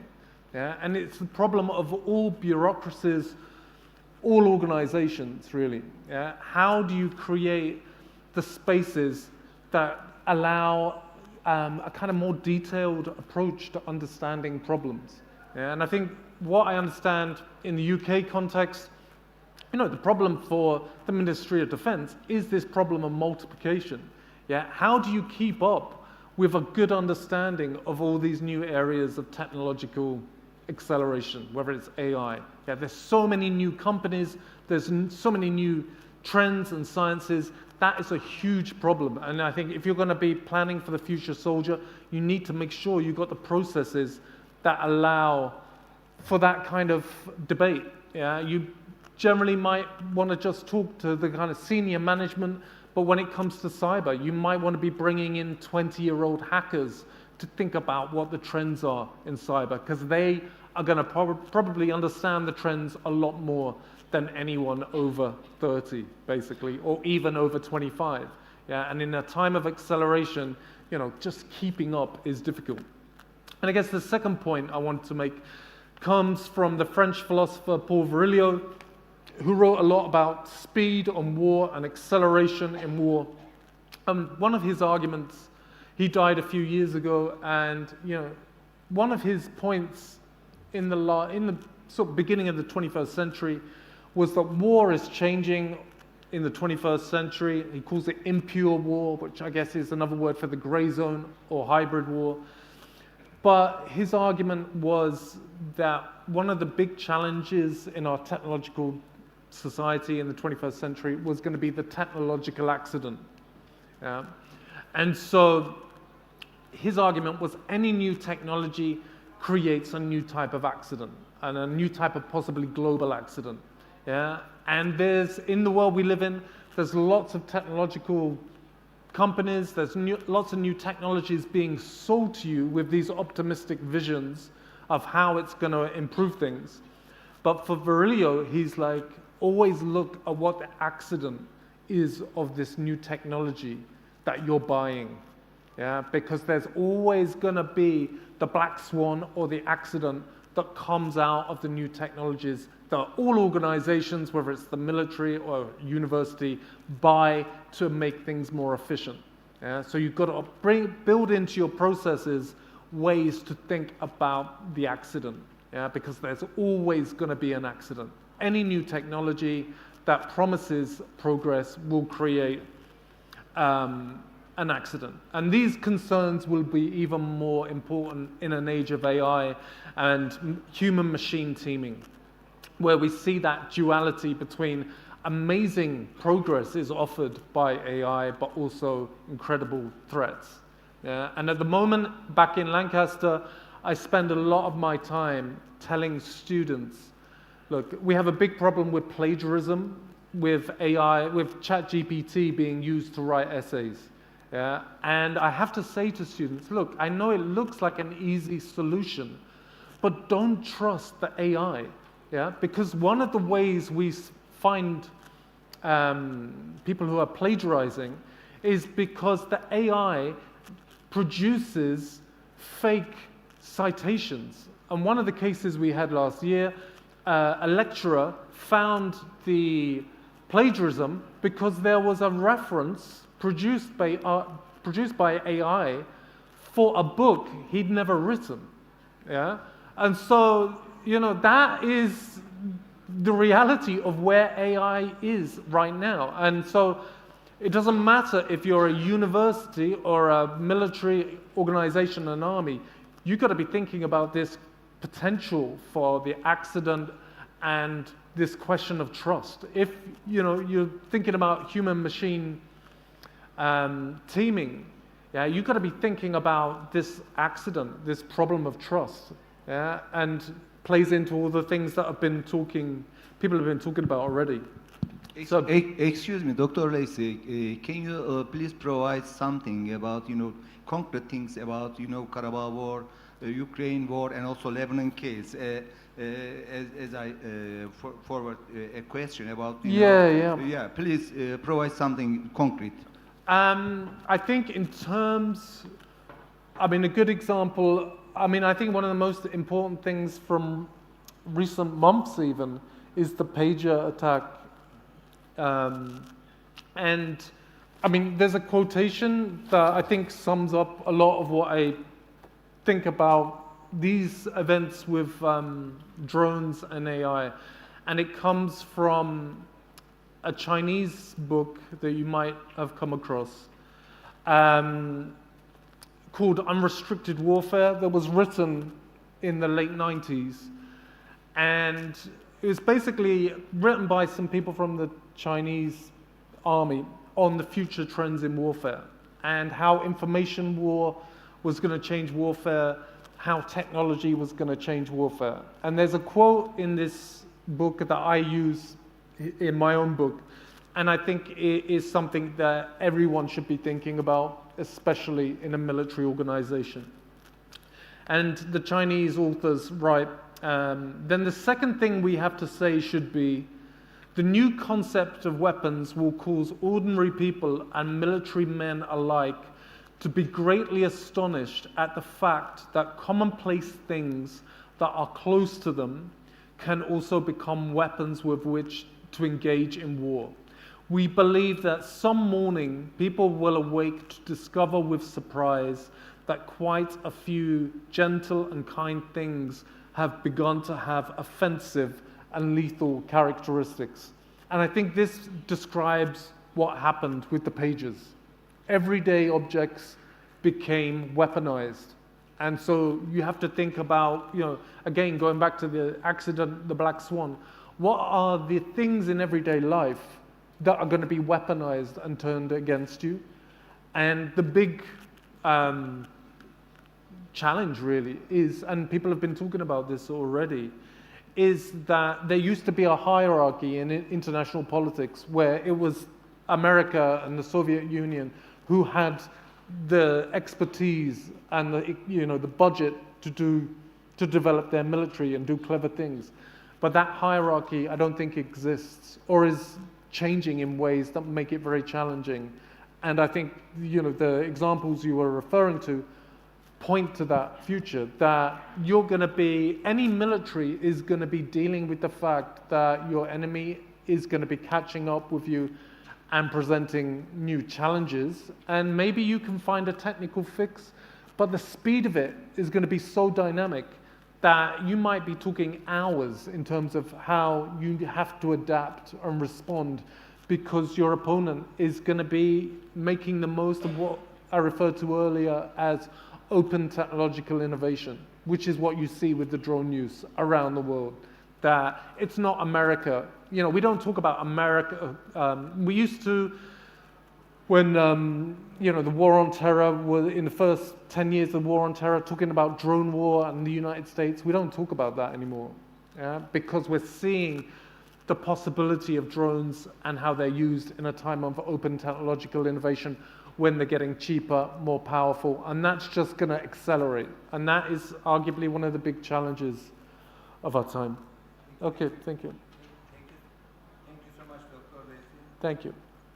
Thank you so much, Dr. Lacey, about your info, your comments. Thank you so much. Okay, thank you. Üçüncü konuşmacımız yine Lancaster Üniversitesi'nden Dr. Lacey ile birlikte doktora çalışmaları yapan Muhammed Vakkas Hayder. Kendisi eski bir hava kuvvetleri personeli. Pakistan Hava Kuvvetleri'nde görev yapmış. Kendisi doktora çalışmalarına devam ediyor. Özellikle hava sahasının yönetimi ve savunma yönetimi konularında ilgi alanı, o konularda çalışmaları var. Kendisi bize şimdi muharebe sahasından alınan dersler, özellikle Karabağ Savaşı, Ukrayna Savaşı'ndan alınan derslerin savaş doktrinlerine, stratejilerine nasıl yansıtıldığından bahsedecek. Ayrıca insansız hava araçlarındaki gelişmeler pilotluğun önüne geçebilir mi? Bir gün pilotluğu gereksiz hale getirebilir mi konusunda da kendisinden bilgi alabilirsek memnun olurum. Buyurun, söz sizin Sayın Hayder. Thank you very much.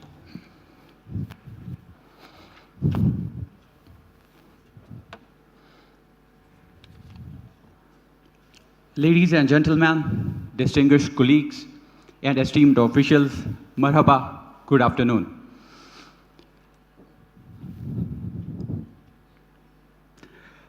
Mark Lacey argues in his book, Theorizing Future Conflict, War Out to 2049. The future would most likely be a time of multiplication.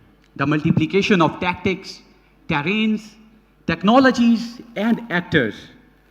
Multiplication of, when wars break out, there will likely be a messy mix of different stages or times of war, of the old and the new, the tried and tested mixed with experimental. The challenges will be how transgressively creative the tactics are, how far they produce dangerous new surprises and possibilities in warfare. For centuries, the conduct of war. Can you display the slides?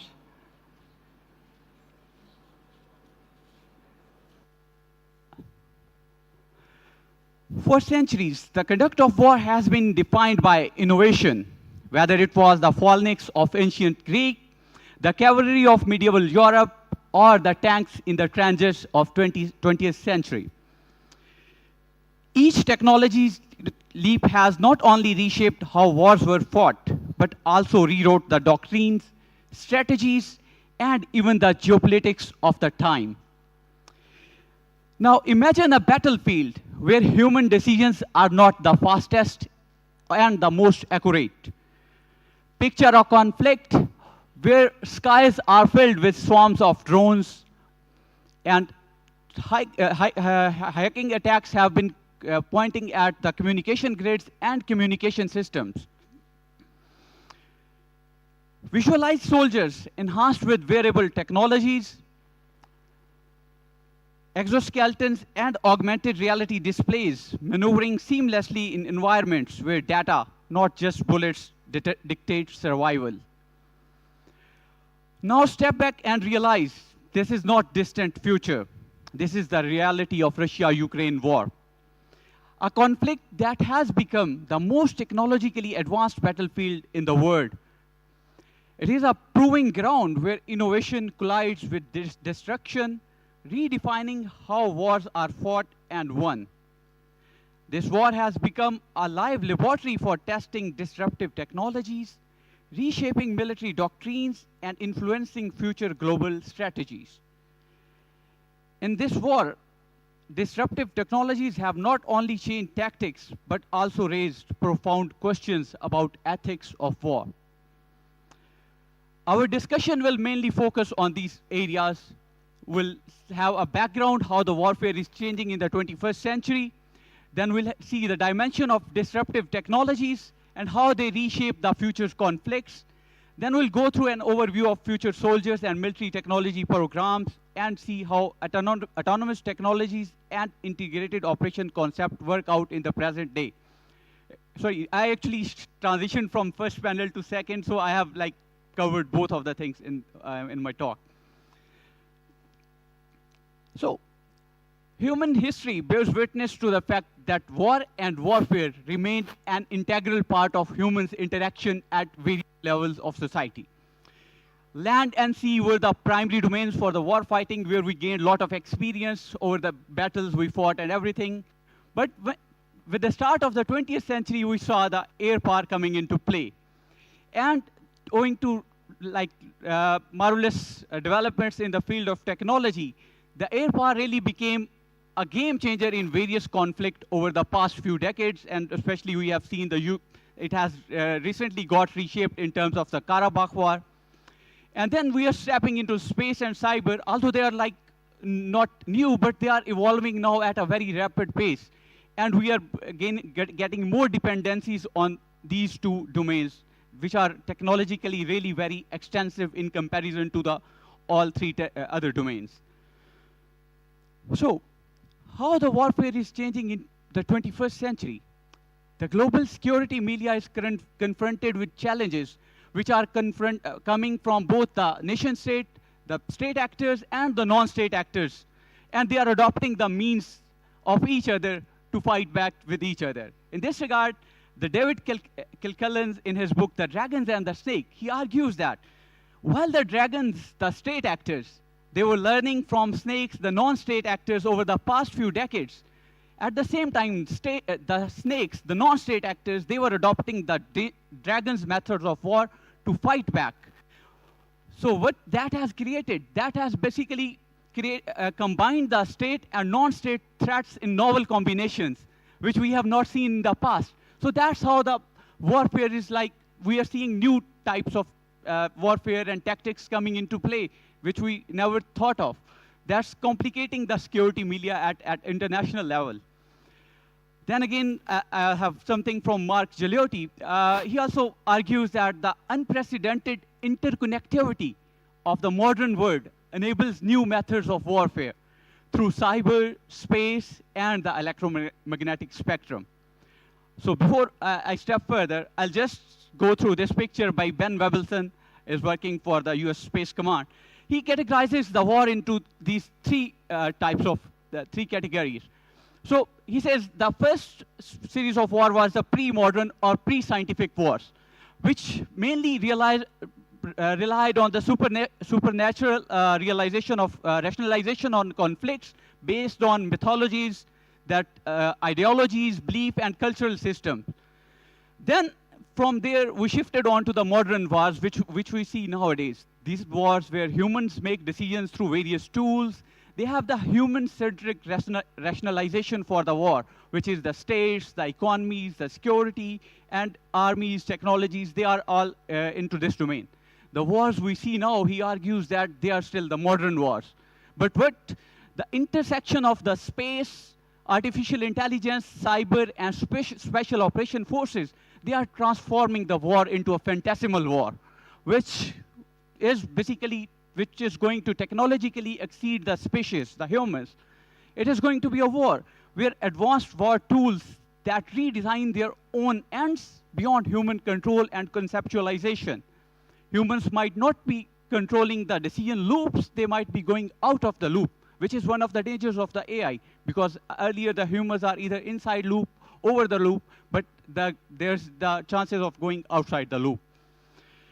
So based on this preamble, we'll move on to the disruptive technologies that have been employed into Russia-Ukraine war. We'll just see how these technology has been employed, and from my, being a practitioner and academic point of view, what impact they are having on the changing strategies and changing dimension of war. So we have seen the Ukraine conflict, a lot of use of drones made by Turkey. Bayraktar TB2 has played a pivotal role, especially during the earlier days of the war, and then Russia have to redeploy their air defenses to basically detect that drone and everything. So that kind of things are basically changing the ways of fighting wars, and that came long way from the Karabakh war. There are a lot of use of loitering munition and these things. Russia also deployed the loitering munitions. What loitering munition do? They are like, they keep loitering in the air and they wait for the right moment and then they attack. So that kind of things are happening. So these aligned with the latest trends in terms of autonomous weaponry. So I would say that what is the impact? So these systems level the playing field by enabling smaller nations to counter larger adversaries effectively, because these technologies are cheap, and like most of the nations are venturing into these technologies, so they are really becoming omnipresent with the countries, and they are easily procurable.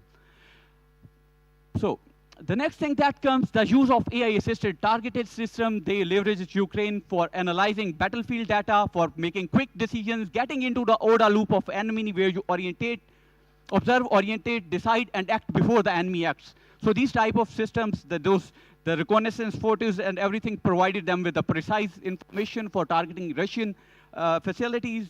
Then the use of Clearview AI's facial recognition tool is another big thing which happened for recognizing the soldiers and prisoners of war.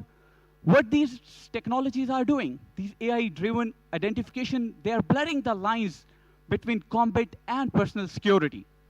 So we can sum up that while AI enhances operational efficiency, it does enhance it, reducing the time between intelligence collection and tactical deployment. But looks like facial recognition software, tools like these, they exemplify the ethical and operational dualities of modern AI applications, which we need to take into consideration once we are moving forward into stepping into these 21st century warfare domains. Then the next thing, that the use of combat robots, that is also widespreading.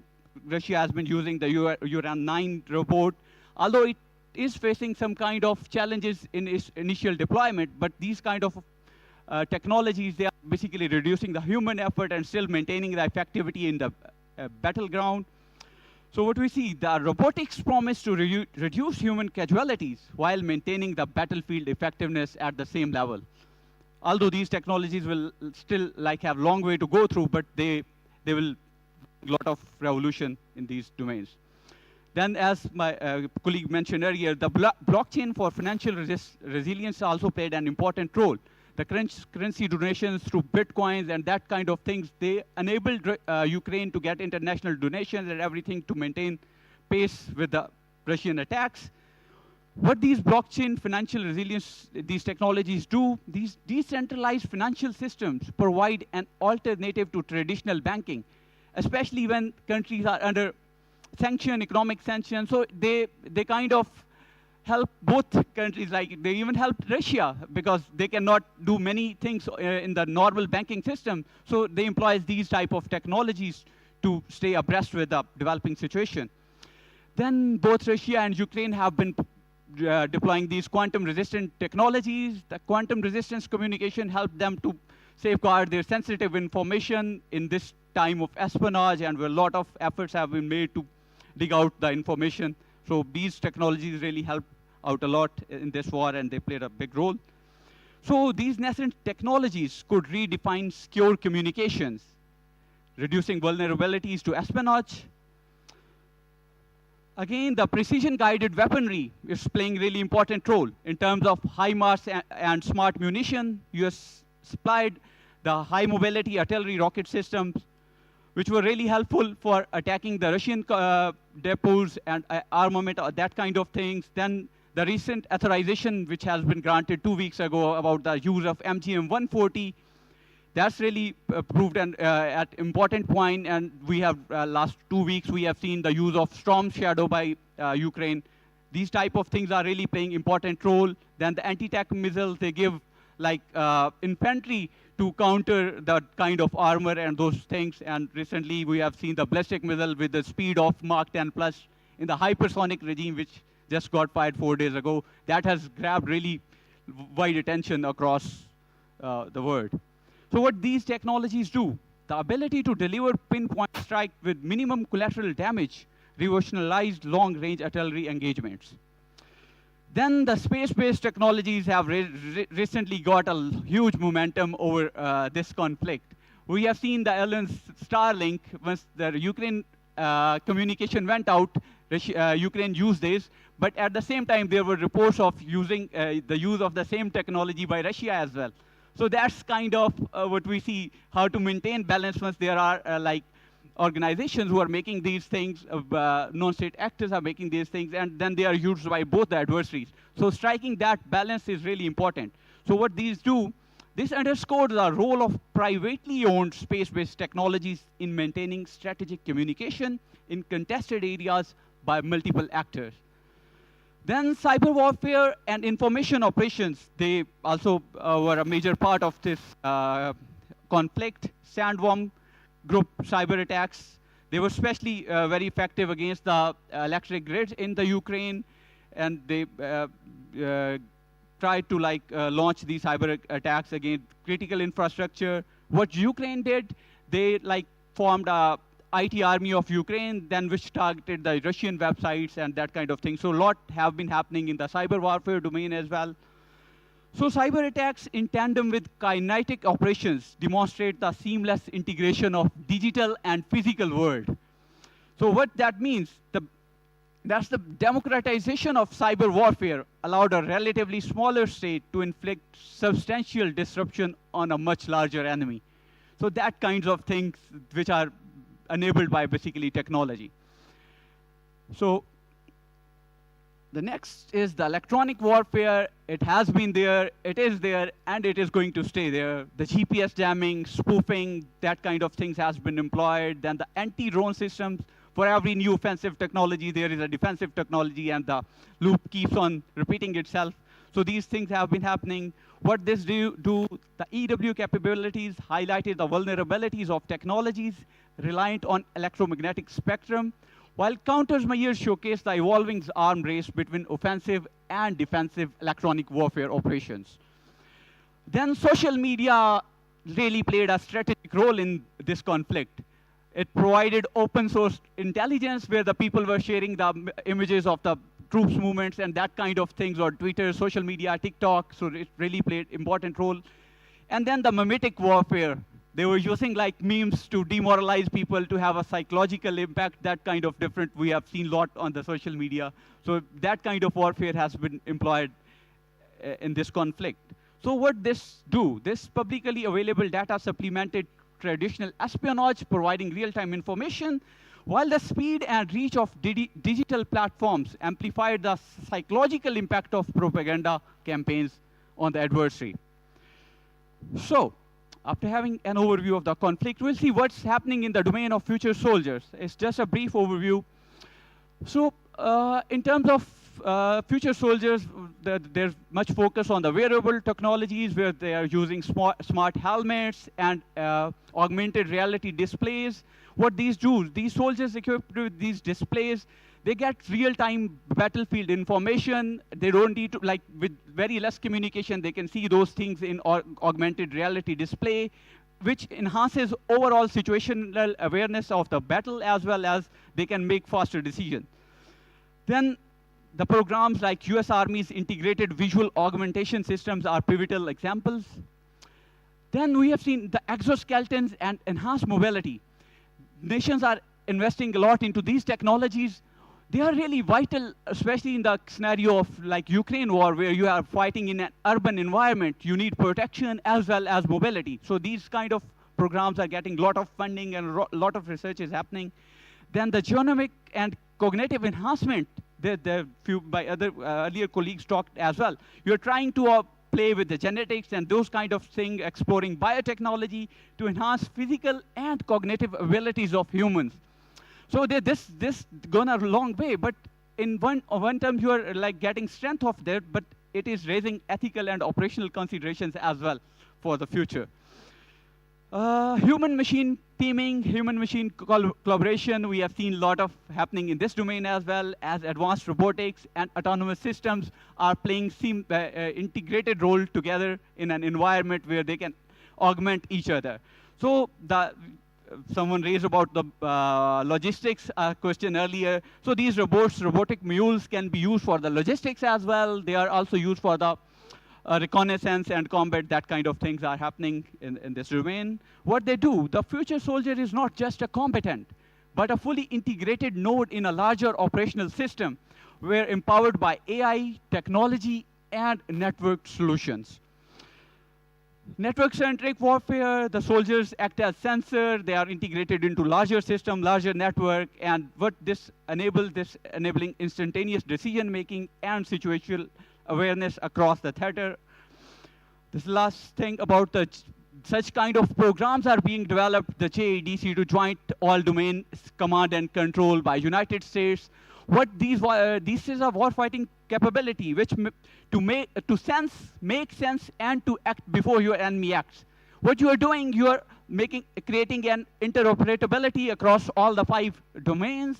What you are employing the predictive analytics, machine learnings, and artificial intelligence for your decision making, and you are going to act at all levels before your enemy acts. So these kinds of programs are enabled by latest technologies and artificial intelligence. So, yeah, I'll be finishing in 2 minutes, yeah. So these autonomous technologies, these systems basically, they are foundational to the future of conflict, as demonstrated in Ukraine war.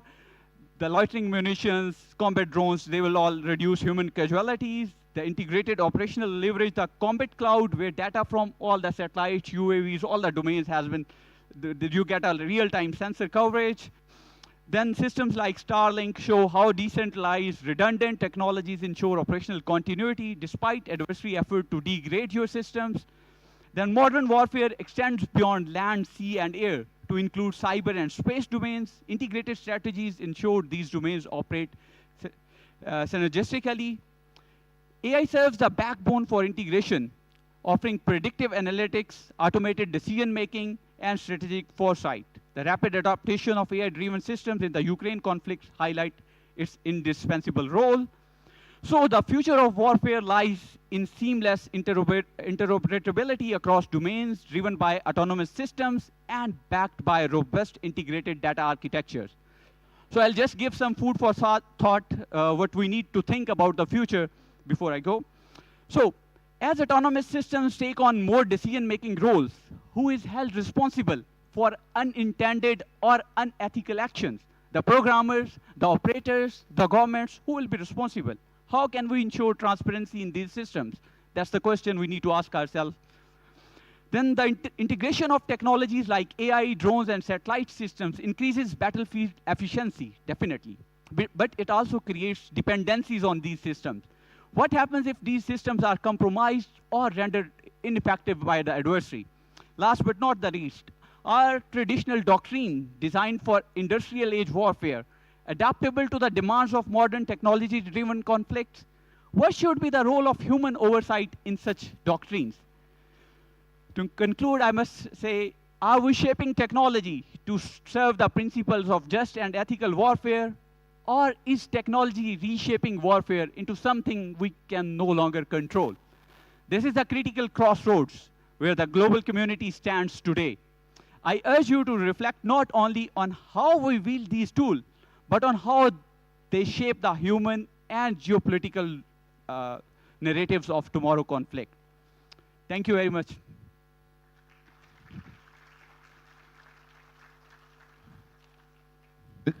Thank you Mr. Haider. Thank you so much. Sorular varsa şimdi alabiliriz. Buyurun hocam.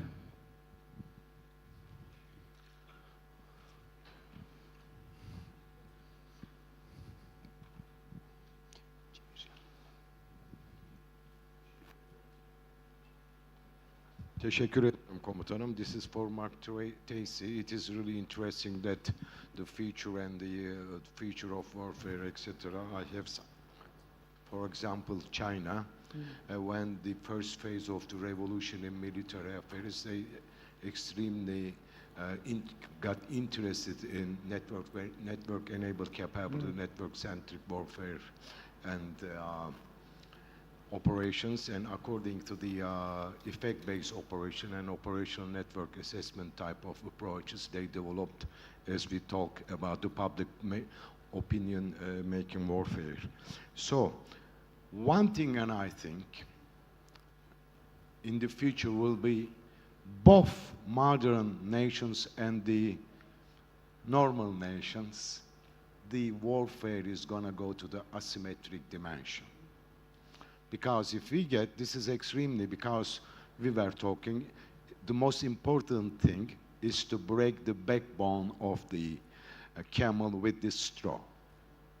And Chinese has developed so-called asymmetrical responsive packages to respond military revolution in military affairs, which were dominated by the Western technologies.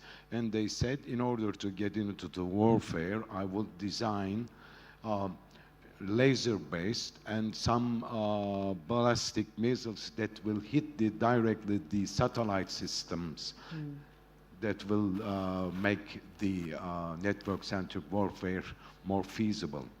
So in this sense, and I think the most important thing we will see, all the nations, the United States, Russia, or let's say Nigeria or Morocco, will develop asymmetric responsive packages during the course of warfare. The proliferation in theory of war, and I think we cannot classify or create a taxonomy. Why? In the future, we have to develop the ontology of the warfare. If we develop the ontology of warfare, then we can define and be more specific and more granular. In Turkish Armed Forces culture, we have done it. This nation is really interesting. So, So need to construct the ontology of warfare. I said we see the weaponization, and I think space already weaponized. We have the platforms. I mean, the nations have the Russians, Chinese, and the United States. I don't know UK, but already these platforms are very important. You know why? Because the electromagnetic spectrum is the most important one. Cognitive warfare is directly executed through this domain, but space is the most important one because you can bypass the electromagnetic spectrum or blind electromagnetic spectrum operations. For this reason, platforms on the space becoming very important. For this perspective, forget the Elon Musk Starlink things. Besides that, do you have any knowledge about the space operations that were used during the course of Ukrainian and Russian war? Thank you. Thank you. Yeah, I mean, all I can say is I wish I was listening to your talk tomorrow, and I'd be very interested. Yeah, send me the presentation, and I'd be interested to read the Ontology of War book that you're writing. And I mean, I guess my simple response, or 2 points, you know, I don't even think we should possibly be using war and peace anymore. I mean, maybe we're in the time of permanent gray zone. And, you know, there is certainly no longer peace. It's just permanent gray zone, and that means, and the challenge for any military.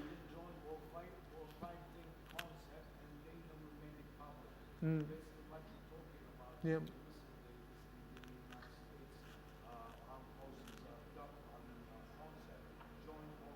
Yeah, exactly. And so again, it's about multiplication. In the gray zone, you've got a multiplicity of actors, tactics, technologies, and as you were saying, the asymmetric dimension to all of this is, if you're America, this is a huge headache because you're going to have to be constantly watching out for enemies that are going to be doing things which will take you by surprise because of what they can do with AI, which might be invisible. You won't see them. And I think, you know, just to kind of conclude, I think, you know, the key challenge for all actors, whether you're Al-Qaeda, whether you're the United States, whether you're China, whether you're a drugs cartel, is about creativity. Who's going to be the most creative in this very chaotic environment where you've got lots of tools, lots of things you can do? Just because you have access to the tools doesn't mean you're going to know how to use them creatively. And I think it's how you harness creativity in your organization, whether you're the US, whether you're the Pentagon, or whether you're a drugs cartel. Can you be creative? And that's why I think this is the big challenge, creativity. And I think we'll have a talk a bit in the afternoon from Karina, who's going to talk about these kinds of dimensions. But, yeah. Thank you. Başka soru var mı? Buyurun Nihat Paşam. Teşekkür ediyorum. Nihat Kökmen. İlk sunum yapan konuşmacımız, İHA'larla stratejik üstünlük nasıl kazanıldı? Bir ifade kullandınız, belki ben yanlış anlamış olabilirim. Stratejik üstünlüğü nasıl kazanıldığını birazcık açabilir misiniz? Hani taktik alanda belki bir insansız sistemlerle bir kuvvet çarpanı olarak düşünebiliriz ama burada stratejik bir üstünlük nasıl kazanıldı? Bana birazcık çok gerçekçi gelmedi. Takiben otonom sistemler ve hava sistemlerinde yeni bir paradigma. Acaba bu paradigma içerisinde insanlı sistemleri, yani muharip sistemleri bir tarif edebilir misiniz? Nerede görüyorsunuz? Son sunumu yapan Pakistanlı arkadaşım da son slaytlarda yanılmıyorsam artık askerler öyle bir kıyafet giyiyorlardı ki o kıyafetler insan değil insanımsı olmuştu. Belki birazcık abartılı gibi geldi bana. Yürüyebilirler mi acaba? Bunu düşünüyorum. Ve tabii ki son olimpiyatlarda belki takip ettiniz. Bizim bir milli atıcımız vardı, Yusuf Dikeç. hiçbir teçhizat kullanmadı ama başarılı oldu. Bununla da bir değerlendirir misiniz? Bir karşılaştırabilir misiniz? Çok teşekkür ederim. Hocam buyurun. Önce sizden başlayalım. Şimdi insansız hava sistemlerinin, daha doğrusu İHA ve SİHA'ların stratejik üstünlükten kastım, tabii ben başta da söyledim. İşin o etkileşim halindeki veri paylaşımı ve verinin güvenliği noktasında benim aldığım nokta. Yani stratejik üstünlükten kasıt, savaşın bir gidişatının değiştirildiği farklı bir alana evrendi. Oradan aslında bağlayıp blockchain teknolojisini ön plana çıkarmaya çalışmıştım. Yani oradaki şey, benim kastım askeri anlamda bir stratejik üstünlük anlamında değildi. İkinci sorunuz neydi komutanım? Yani paradigma içerisinde biz muharip uçakları bu sistemde nerede görüyoruz? Yani bütün anlatılanlar hep şu anda insansız sistemlere yönelik. Yani Evet. İnsanlı sistemler nerede olacak? Yani biz hala şimdi baktığımızda bütün ülkeler hala ne yapıyor? 5. nesil ve insanlı sistemleri üretmeye çalışıyor. Ben tabii hava yönüyle söylüyorum. Belki karada veya denizde de farklı anlamlarda olabilir. Ben neticede bunları kullanacak insanlar olarak görüyorum.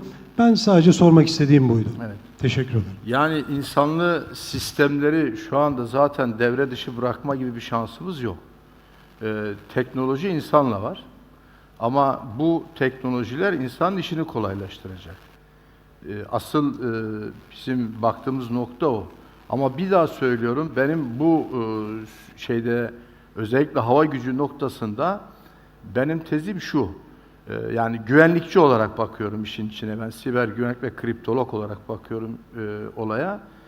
Blockchain teknolojisiyle biz bu iletişimi nasıl güvenli hale getirebiliriz? Malumunuz mesela şu anda en büyük problemlerden biri işte GPS spoofing dediğimiz mesele, yine insanlı hava araçları için büyük problemlerden biri. Burayla ilgili de blockchain temelli çalışmaların olduğunu ifade etmek istiyorum. Yani yine hava kuvvetleri biliyorsunuz en fazla veri üreten, yani dünyanın verisi hava kuvvetlerinin elinde. Dolayısıyla anlık verilerle beraber depolanan verilerin de kullanımı söz konusu. Bunların daha güvenli bir şekilde nasıl saklanacağı, onun transferinde nasıl güvenlikli olarak araya birilerinin girip girmediğine ya da o verinin bütünlüğünün bozulup bozulmadığının bizim için önemli. Ben bakış açım bu. Dolayısıyla blockchain'deki teklifim de o noktada. Yani bizim bir an evvel tamam yapay zekalı sistemlerle biz çalışıyoruz ama blockchain'i oraya entegre etmemiz gerekiyor. İnsanlı araçlarla ilgili de sonuçta insanın da iletişim kuracağı ya da bilgiyi alacağı anlık farkındalık dediğimiz meselede de mesela orada anlık veriyi alırken, araya o veriyi alırken acaba biri girdi mi girmedi mi? Bunun garantisini ancak dağıtık ve merkeziyetsiz bir yapı olan blockchain teknolojisiyle garanti altına alabiliriz. Kastım bu komutanım. Teşekkür ederim hocam. Mr. Ryder buyurun. Sorusu. There was a question for you. Actually, no. Sorry. Have you got it? Oh no, I don't have translator. I saw the picture, I think the last slides. You described the new warrior. I think all the equipment and I think not the warrior, not the human, it's a machine. How can you describe, how can move the soldier in the theater? Just is that explain this situation?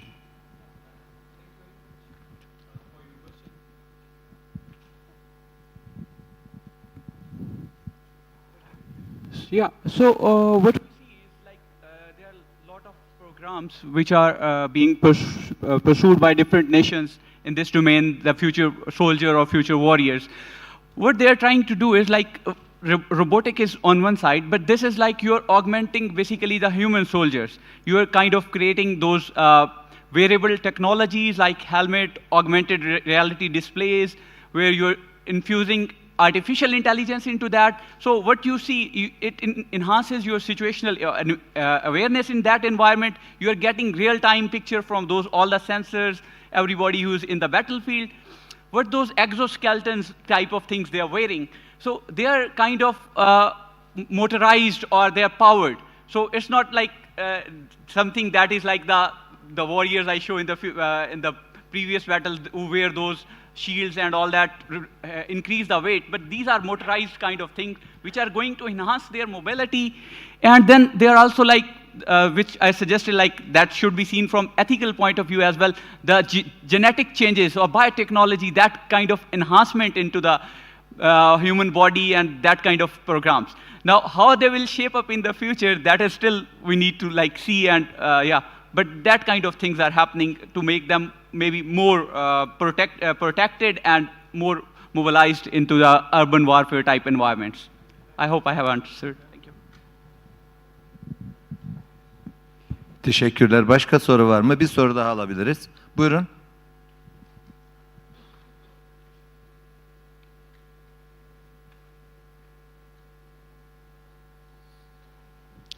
TÜBİTAK SAGE, Orhan Ertuğrul Güçlü. Öncelikle Muharrem hocamıza bir soru sormak istiyorum. Blockchain dediğimiz zaman aslında merkeziyetsiz sistemler aklımıza geliyor. Bunu finansal sektörde kullanabiliriz ya da işte kimlik doğrulamada ya da lojistik ve tedarik zinciri yönetiminde kullanabiliriz.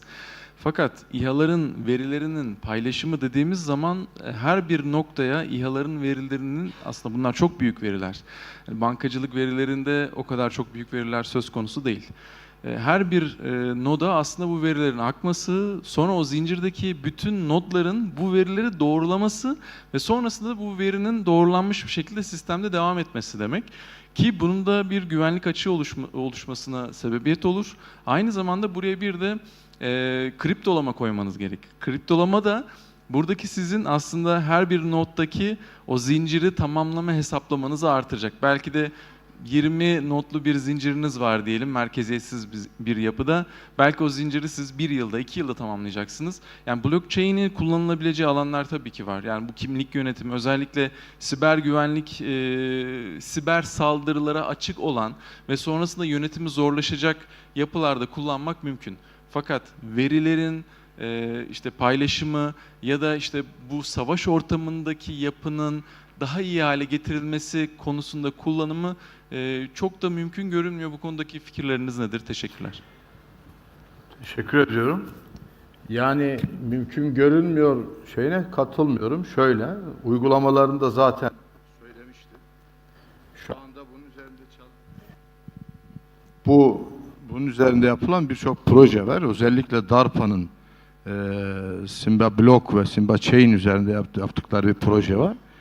Şimdi tamam katılıyorum, merkeziyetsiz, ama blockchain'in merkeziyetsiz yapısı kendisinden kaynaklanan bir merkeziyetsiz yapı değildir. Dağıtık özelliğinden kaynaklanan bir merkeziyetsiz yapı vardır. Dolayısıyla hava araçlarının, insansız hava araçlarıyla ilgili yaptığınızda, baktığınızda onların da bir dağıtık yapı olduğunu düşünürseniz, yani bu Droskomeynlerle falan daha çok teknik şeylerle konuşabiliriz bunu tabii de. Yani uygulanabilirliği mümkün değildir ne katılmıyorum. Uygulanabilirliği mümkündür. Üzerinde çalışılması gerekir. Çalışıyorlar zaten.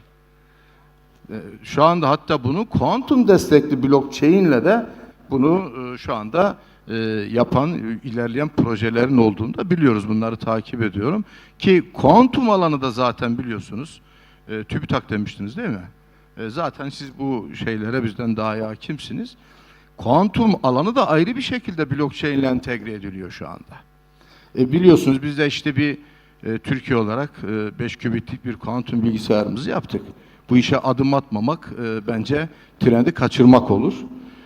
Dediğim gibi blockchain'in dağıtık yapısından kaynaklanan merkeziyetsiz yapısı bu işe elverişli olduğunu zaten gösteriyor ve bu işin de yapılacağına inanıyorum. Bunun detaylarını yine isterseniz teknik olarak konuşabiliriz. Teşekkürler hocam. Teşekkürler bizleri sabırla dinlediğiniz için. Böyle hem yemek öncesi, yemek saati de geçti. Aç karnına bizleri dinlediğiniz için çok çok teşekkür ediyoruz. Değerli konuşmacılarımız çok değerli bilgiler verdiler. Kendilerine de çok teşekkür ediyorum. Sağ olsunlar, var olsunlar. Hepinize afiyet olsun. Teşekkür ediyorum. Çok teşekkürler. Gündemin de çok güzel gitmesi sebebiyle ufak bir sarkmamız var. Saat 2'de yemekten sonra salonda tekrar buluşuyoruz. Yemek hemen sol tarafta.